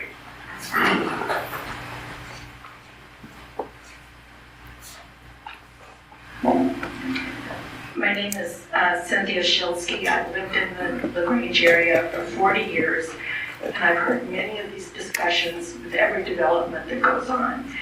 I'm very much in favor of this plan, although it does concern me that it's dealing with the 2005 comprehensive plan.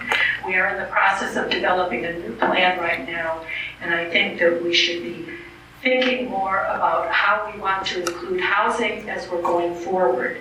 I think lack of affordable housing is a crucial issue in the entire country, and particularly in the Grange. And if every village doesn't start addressing this issue, people are not going to be able to find housing. The density is, we're going to have density. This is going to be a necessity going forward. I think that LaGrange does need a housing commission. I've already discussed this with you, and I think that if we had a housing commission that looked at this issue in more comprehensively, then we wouldn't have to be having these sorts of discussions. But if we're going to be doing this one process, one housing development by the next, I can't believe it's been 2 years that this poor gentleman has been going through all of this, and this is where we get to, because he's had to keep making changes. I think we do need to look at density. I think we do need to include this, but I would also encourage him to look at, there are other options for including affordable housing that can be done, and maybe get subsidies to help with this. So I do encourage this, I am in favor of this, and I do think you should go ahead and consider this and consider all the things that go along with this. Thank you. Thank you. Any other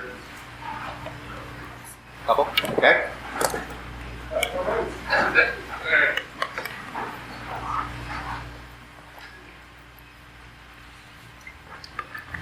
Good evening, Commissioners. My name is Steve Palmer. I live on 41st Street, exactly 2 blocks behind this project. I think that projects like this, with bringing people that will be more walking downtown type of people, is something this town desperately needs. I think that this project in itself might not be perfect. I haven't had a chance to truly go over every piece of it, but in general, I'm thrilled to death that a developer has come to us with a project of this type.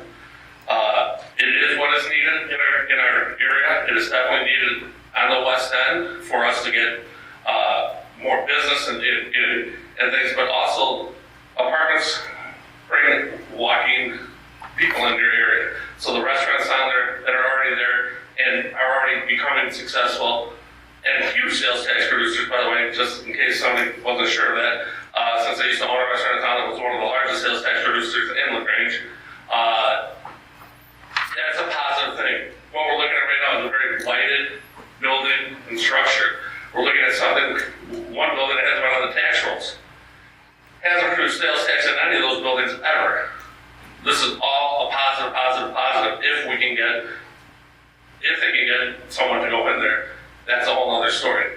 But as far as I look at this project in general and at face value, I think this is exactly what we were looking for. This is something that we should definitely be considering. The perfections of it and things like that, I leave to you as being those experts in that end of it. But the project in general, and living in that community and living in that area, I've heard all the arguments from everyone. They're legitimate arguments to an extent, but also every time we put up an apartment building or a condo building in town, it's the exact same arguments. Started on Ashland Avenue, when we developed there, moved over to Kensington, the exact same arguments. The big tuna development down on Constant Avenue, we argued over who's going to pay for the alley to finally get a beautiful project down there. These projects have all, since then, done nothing but great things for our town, and I hope this one will too. Thank you.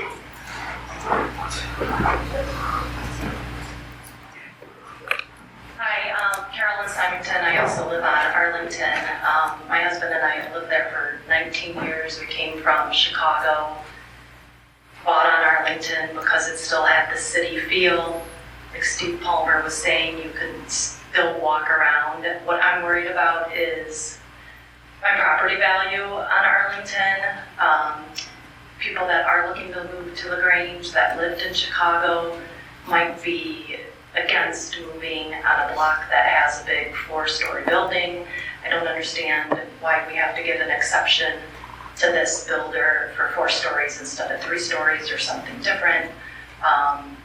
I know, again, in the 19 years that we've lived there, the West End has been developed. We have 2 Newman's clothing stores, we have Milkstock, we have the salons, we have Antonino's. All of those are, some are newly established, some have been there for a long time. So the developing West End, I think it's there. I just don't agree with it being turned into a 4-story apartment building. Thank you.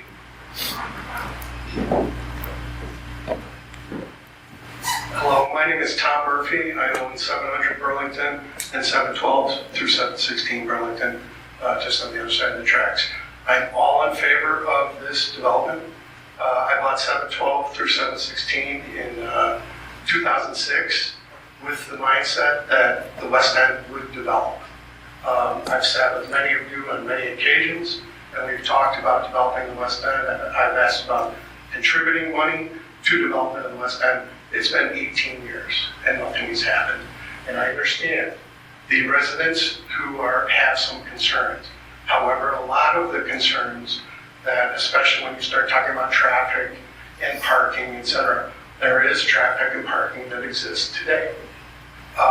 There is not, with this development, and I've been 39 years in the commercial real estate business, there is a very limited impact on both parking and traffic, except for the fact that unless you live there and you feel that it is, it's a perception more than it is an accurate fact. I'm all for this development, especially with the fact that they're putting in some commercial on the first floor, which will generate tax revenue. The one thing that we're not talking about is the 31 people that would live here and the revenue that they would generate by going out to restaurants and walking and participating in the village of LaGrange. That can be and should be significant. Now, from the standpoint of competition, I think the 112 units in LaGrange, I can say from the buildings that I own, okay, all my rents do is keep going up, which is fantastic. So I understand the affordable housing factor also. But when you talk about a feasibility of a development and you start talking about affordable housing, it's a very difficult thing to do unless you do get some incentives. We all know what happened in downtown LaGrange with facade grants, with the TIF, et cetera. It renovated downtown LaGrange. I have lived in downtown LaGrange since 1967, and remember when LaGrange Road was blighted and there was nothing there, okay? So there has been talk about rejuvenating the West End, but there has been limited to no action by the village of LaGrange, okay, or the acceptance of the residents. So we're talking about something here where somebody has finally stepped up and said, I'm going to spend $12 million. That's an accurate number. Okay? I have haven't seen any other resident or anybody else say that we're gonna do this, okay? So that is a fantastic thing for LaGrange. We can talk about aesthetics all day, but what's there right now, look at what's there right now. If you're not gonna tell me that that's a better look than what's there right now, we've got issues, where you're blind. So I'm all for this development and can talk to the details of the development process, but I am all for this and hope this gets passed and considered by the village of LaGrange. Thank you. Thank you. Hi, Andrea Vial, 1023 Arlington, been there for 22 years. I disagree with everything he just said. We all want the West End, okay? Everybody who is, the reason we were clapping, you could tell that we are very emotional about this. That's why I've been there for 22 years. I've never lived anywhere in my life for 22 years, okay? Traffic is a huge issue. It's not just the times, even though the school is out. LT kids, everybody in that area, Arlington is a tiny 2-block street. These 31 people are gonna exit to Dover, which is a tiny street, does not get patrolled by the police. We used to get ticketed up the wazoo. Since COVID, nobody is around to look, and I'm not advocating for the parking people, but I'm just saying, it's gonna be so much worse, and they're gonna come down our street. Arlington is 2 blocks. The kids are always on the street because it's such a safe little street. This is going to affect us, okay? It is a NIMBY situation here. We want the West End to look good. We walk everywhere. We walk to downtown, we walk to the West End. We all do, and we're in homes. I have no problem with apartments. None of us have a problem with apartments. This is the wrong project for our area. It is too high. And the builder already said, I can't remove one floor. If I remove one floor, it's not worth it. Then it's not worth it. Okay, we'll find a builder who can build a 2-story, maybe a 3, with some condos. Or, I agree, first floor, housing that can be affordable is all important. This is the wrong project for our area. Thank you. Thank you. Last chance. Anyone like to speak? One more, sorry. Okay. Andrea got me fired up. Hi, Trish Pavelka. I live at 912 Arlington Avenue. The Village of LaGrange recently did a beautiful job with Stone Avenue train stop. When people come into our town, they see that train stop, it leaves an impression. Now they're going to see this across the street from it. This is way too big. It sticks out like a sore thumb. It kind of pretty much undoes what the project with the Stone Avenue train stop was meant to do. That's all I have to say. Thank you. Okay, I think we have exhausted the participation at this point in time. So at this point, I think we'd like to also address the applicant again. One more chance here. Please stand up, Mr. Fuller. You obviously heard that. Okay, and what rings in my ear, and the commissioners could also help me, parking. The stormwater, obviously. And those are real issues. The height, that's an issue too. The aesthetics of the building, that's a judgment call. But those are the things that people want to hear. Is there anything that you can give us that can assuage their concerns? I think so. The proprietor of Salon Life, I think an issue there is perhaps enforcement. I think if you look at the parking study, not just the KLA study, but the Village's 2022 parking study, I believe there's enough parking over there right now. We need enforcement. And please.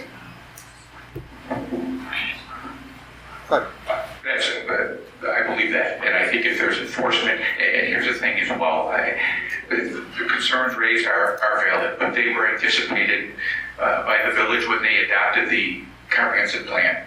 He said, look, we need to develop the West End. We want to enhance the quality of life for our residents in that area. They believe that, and I agree. I think it is accurate. Thank you. Commissioners? Sure. Please state your name. Phil Ferraro, I wasn't recognized earlier, but Phil Ferraro for the petitioner, attorney for our law.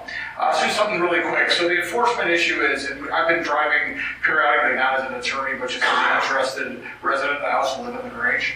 And The activity related to the parking, which was interesting, I just heard this the other day, is that there was some lawsuit that they could no longer chalk the tires of any of these people. So as a result of it, there has been an issue. So we need to spur on attention to this area. You know, Carissa's absolutely right. If they've been fighting this battle for 10 years or 15 years, that's not right either. We have to figure out what is the cause of the problem.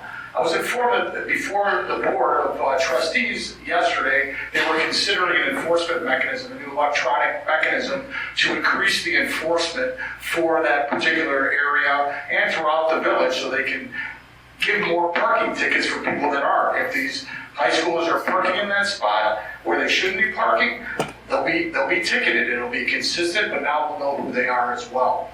The other thing is relates to stormwater. We have to be compliant. Okay, it's hugely important. I live in the town. I understand it. I have clients that have experienced those issues. I know the village has been litigating that issue for years and years with the quarry, trying to resolve it. I think it's on appeal now. But the problem is that we don't have to. We won't be allowed to do any of this without the village, Paxton and Woodward, and our people and MWRD. Everybody's conscious of it. If this project doesn't conform to those minimum requirements or whatever requirements, I mean, MWRD is not easy, and the village of Grange is harder with the enforcement of the stormwater, then we can't build the project. So we're conforming to the requirements of the village. So in some, we need someone to develop this area. It's really hard to be a developer. The construction costs have gone crazy in the last couple of years. After COVID, it is really hard to be a developer. This is a risk. This is a huge risk to develop within the confines of this lot in this area, and he's willing to do it. So I'm all for him, not as his attorney, as a resident, and all those projects have worked. So if you look at all the buildings in the area, they have worked and they've been succeeded, and we've increased our density, which is what everyone should be concentrating on. So thanks. Thank you. If I could just say one thing, as Commissioner Schwartz indicated, the site right now does not have stormwater. So if this project is approved, the petitioner will deliver stormwater to the site. So I think that would be very helpful. Okay. Thank you. Still, commissioners, if there's any further questions you'd like to pose to the applicant? Got a chance. Commissioner Egan? No, Mr. Wynn. Just a quick question about, did the village see a material sample board of materials? No, only the digital board is provided what's in the packet. All right. Is it possible to have one? We will get you one. Commissioner Egan? Would you like to use? Yeah, I'll just talk loud. So I had a question about the balconies on the north side of the building.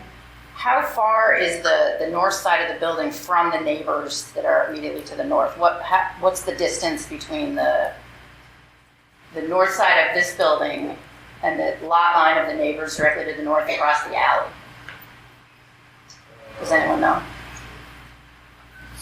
So the setback from the building wall is, to the property line is 24 feet, the alley is 18 feet wide. I believe the balconies on the north elevation project about 5 feet. 24 feet. What was the alley, 18 feet? 18.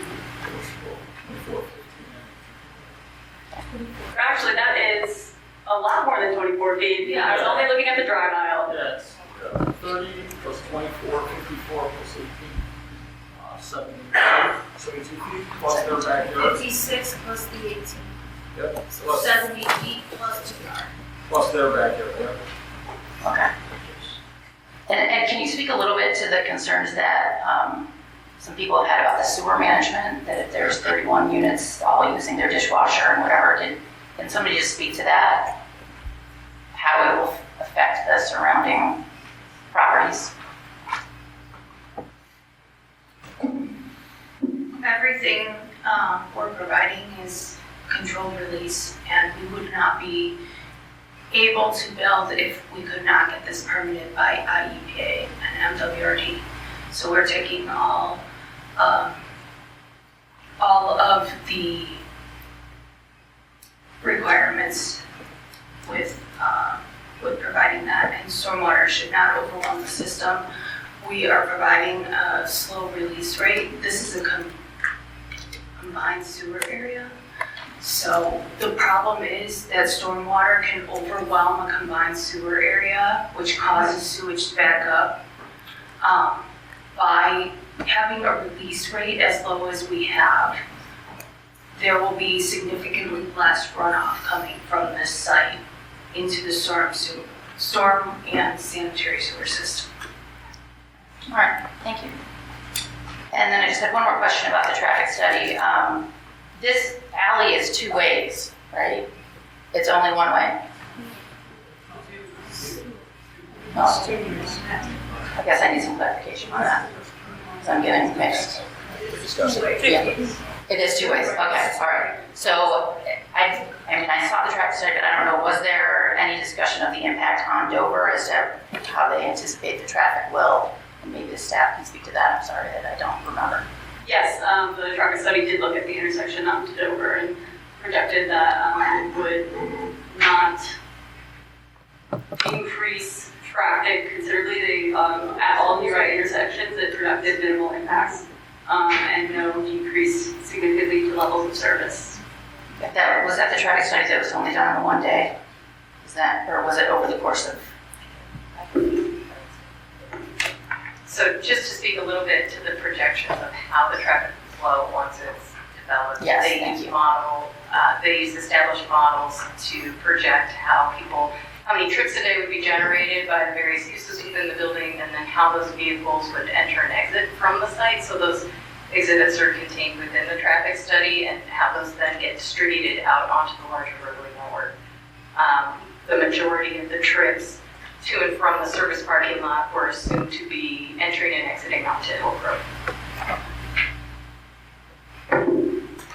More? No, That's it? Other questions? Okay. So let's either we debate, we get more clarification, or we take a recess to gather, or we, not to gather, but to take a break, or we continue.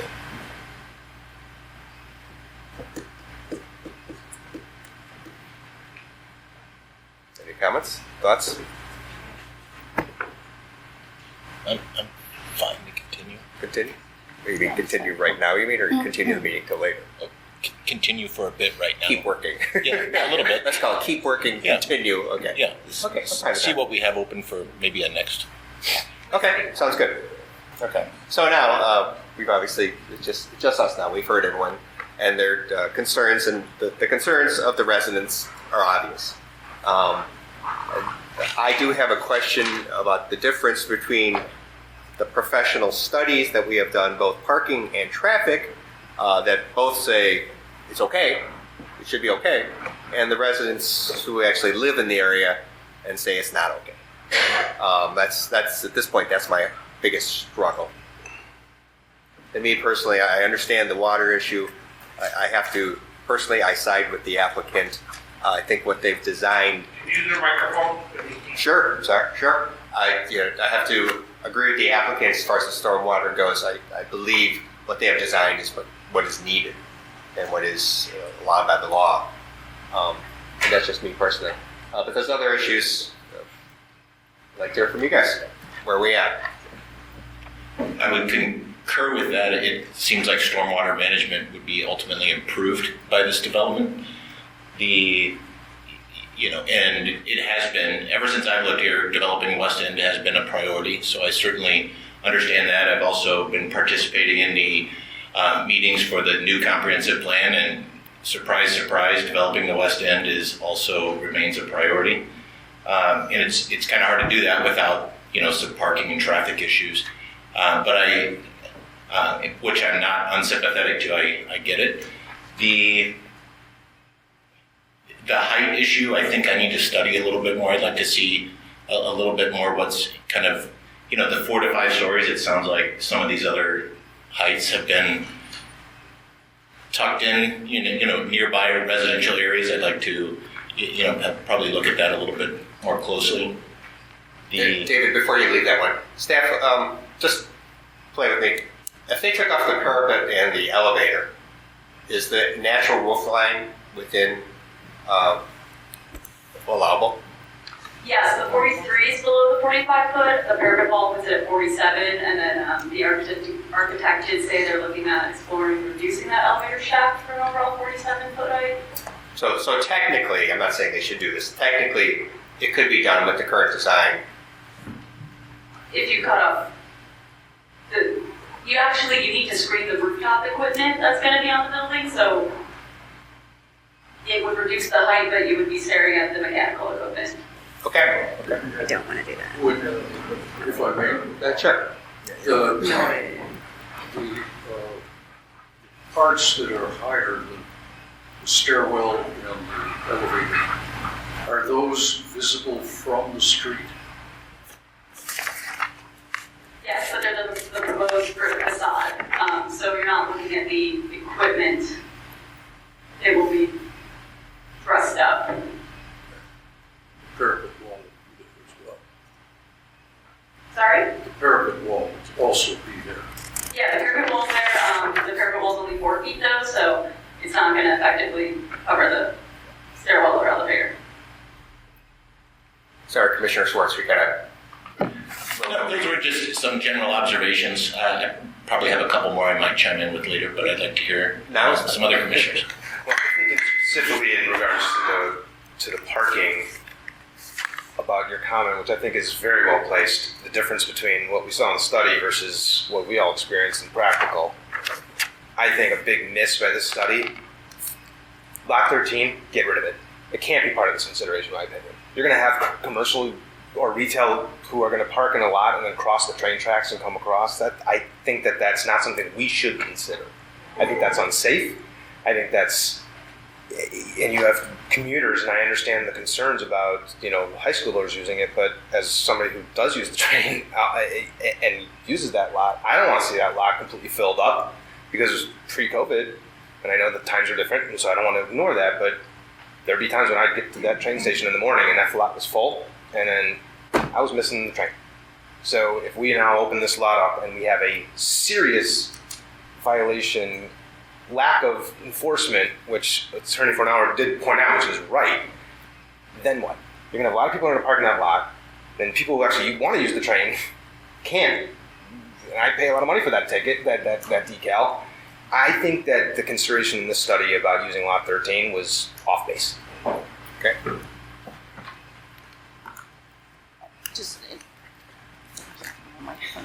Just in response to that, I think the use of the Lot 13 was after 11 a.m. So, I mean, the presumption is all the commuters would have already, once they're getting there really late, would have already parked. If they enforce it. Well, obviously. I know I had to take it when my little sticker fell off. Other comments, questions, consideration? Jeff? Yeah, sure. I agree with you on Lot 13. I agree with you on Lot 13 here. But if we take 13 out, it's still with a viable solution. That's a good question. I think we'd have to talk about that, but it seemed like the Lot 13 usage was a big consideration in the study. Yes. Because they were talking about going with, the NSF and talking about having that lot opened and having a significant number of spaces that were open then to this project usage, and I just think I'm not sure that that's appropriate. That doesn't take into account, though, the other spots that are across, that do abut the train tracks, but on the north side of the tracks. That to me is a different. Controlled by Metro. But those are controlled by Metro as well, right? To me, that's more applicable for us to talk about that usage than it is Lot 13. I may ask just a point of clarification relative to Lot 13. That was not a part of Kayla Way's analysis, other than to mention that it was an area of parking in the vicinity, like the other areas of parking that are in the vicinity. The availability of Lot 13 and confirmation from Metra and BNSF that it is available for the village to make available to customers and employees in the area after 11 a.m. The village received that confirmation after KLOA had completed their parking study. So just wanted to provide that clarification. And making Lot 13 available for customers and employees in the West End Business District is a recommendation of the 2022 parking study. So the village had already been in conversations with Metra about being able to implement that recommendation of the parking study.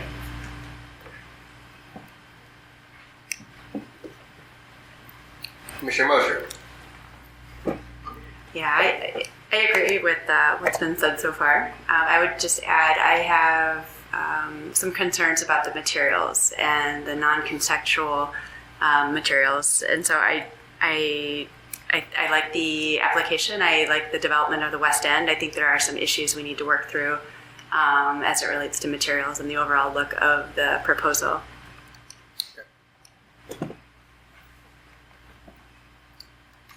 Microphone. I agree. I think the comment that we should take a look at the Stone Avenue train station and maybe try to make it fit into the area a little better might be something that we want to consider as in terms of materials and facade.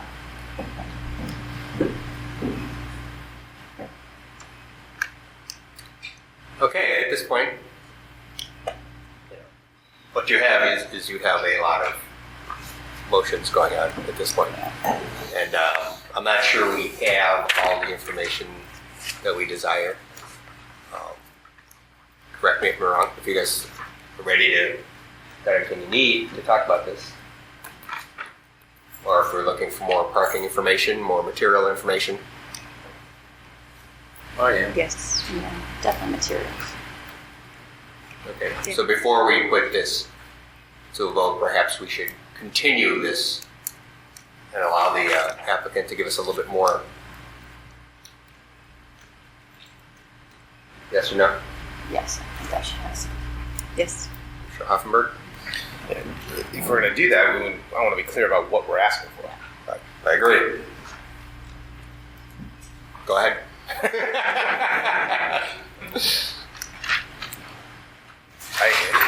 Okay, easy one. Let's get the samples of the materials. Right? Yeah. I think maybe we would want to understand if that reduced height elevator shaft is going to be feasible. I think it would lower the height by, was it 4 feet, I think? So like to see that.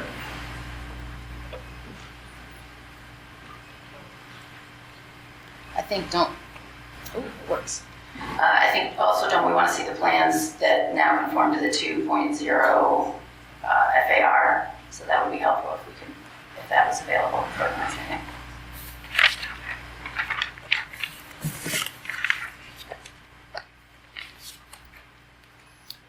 How do we get over this parking study, storm study?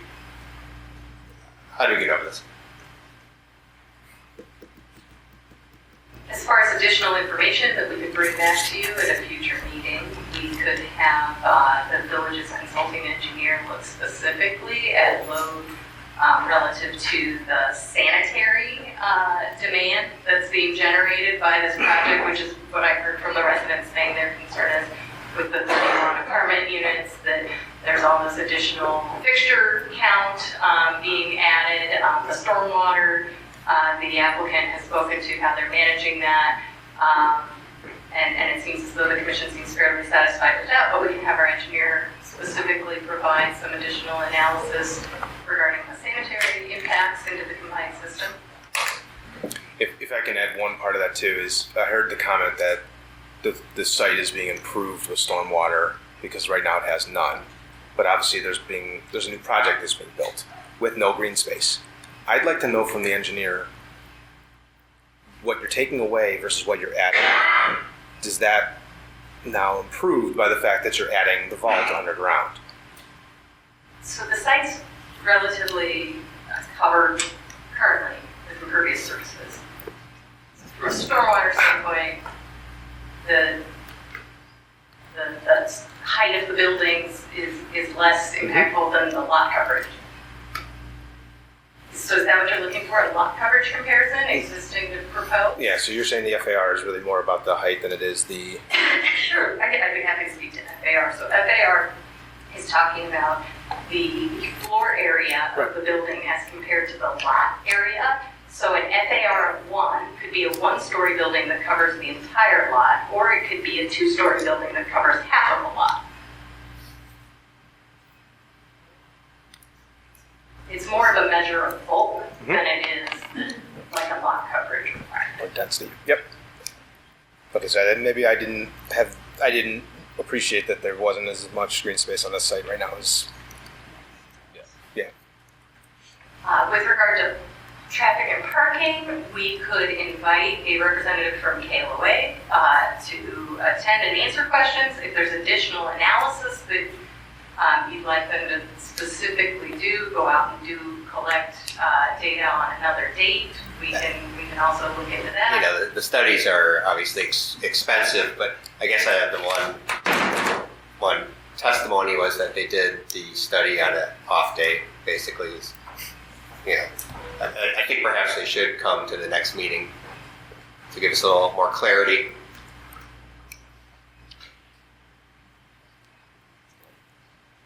Separately, do we also want to see a design on that wall that faces the ComEd facility that will be decommissioned, or is expected to be decommissioned, I guess? I think it would make the project look better, that's for sure. Yeah. Beautiful. Oh, it's now Glenn's wall. Glenn's wall. Glenn's wall. Yes.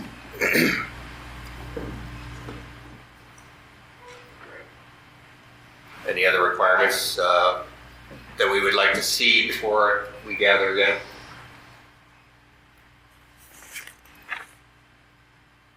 Staff, is there anything you'd like to add to that?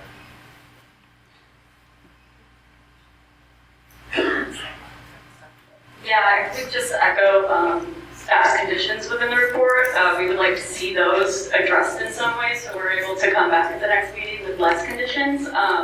Specifically, that site vision triangle impediment with the rear surface retail parking garage or parking refuse area. So again, we suggest exploring consolidating that with the residential component. So you're saying the 12 that are addressed on page 19? Yes. That says resolution. Yes, and I'll send the updated conditions out that have changed since the posting. But yeah, we echo those. And then again, I also just want to make sure that we are considering the sight lines of the residential, of the interior parking garage, as well as the alley entrance. Was that to move the refuse to where the commercial would use the residential? So right now the residential refuse area is interior inside the building. So yes, we're proposing that the garbage truck, as opposed to having a separate refuse area for the commercial that's outside. Either revising that to be in compliance with the site triangle. I know that will probably impact parking. But yeah, exploring that where the commercial tenant shares that residential. It's because it's a trash chute that leads down to the trash room.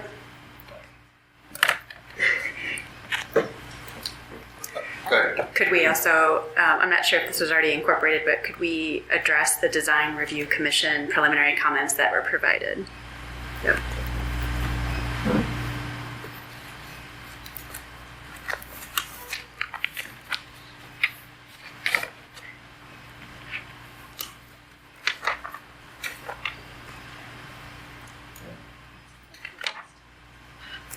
Okay, so this is what I have on the list, and correct me if I'm wrong, and if perhaps we can enter this in for the list of things we want. We would like the sample of materials. I think we wanted more consideration about the adjustment of the height, especially of that elevator shaft or staircase shaft. We need the new plans that reflect the 2.0 FAR. We'd like to have the village take a look at the sewer analysis a little closer for exactly that area, have the engineer look at that. Perhaps have KLOA at the next meeting to really discuss the parking issue. Maybe redesign the north wall that is just a solid wall, perhaps put some break in there to address all the conditions listed on page 19 of the packet. Some have been partially addressed, but I think most of those can be addressed by the time we meet next time. And also get some more context from the design review committee as far as how they felt about the building. That's the list I had. Hopefully you've got all that. Good. I think at this point we would need a motion to continue this meeting. So moved. For a second? Second. Really quick, so sorry, could we need to continue to a date certain? So the next plan commission meeting is May 14th. And that works for you? We can have these? Yes, okay. That's up to, I mean, we'll do what we need from our consultants, and I'm sure the applicant can speak to the concern, but yes, that's good. Okay. So moved. Is there a second? Second. Who did the second? Mosier. Do we need a voice vote or You want to roll call? Voice vote is fine. all in favor? Aye. Opposed? Okay, this hearing is continued. Thank you very much. This will resume on May 14th at 7 p.m. You're all invited to come back that evening. I did want to take the opportunity real briefly, since people were talking about basement backups, just to put a plug in for the village's grant program for residential sewer backup prevention, where the village will do a 50% cost share on check valves and overhead sewers in your basement. There is information on the village website, so please take a look at that. For all of you in the audience, we have to continue our meeting for some administrative stuff. If you would like to please leave, this part is done. Please leave. You're welcome to stay, but yeah, you're all coming. The party is over. Let's give them 1 second here. Let's give them 1 second.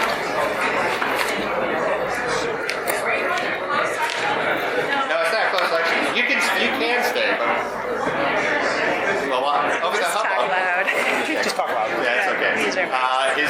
Is there any new announcements? Anything that we should know? No, well, yes, related to the comprehensive plan, we are planning an additional community workshop at the community center, and we are aiming for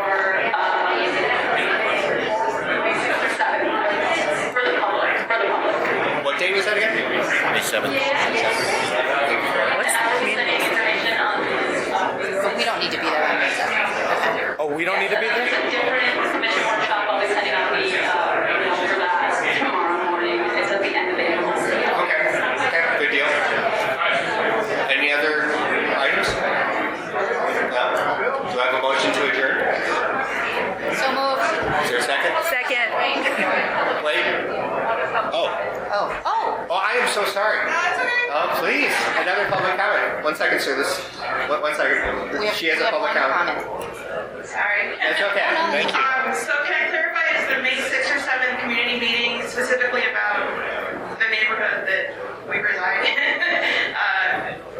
Yeah, yes and no, so it's still going to be open for kind of all comments to the plan. Okay. We have, we've worked with our consultants and we've noticed that we just don't have enough feedback related to that area. Sure. So we are specifically hoping to get some more information on that.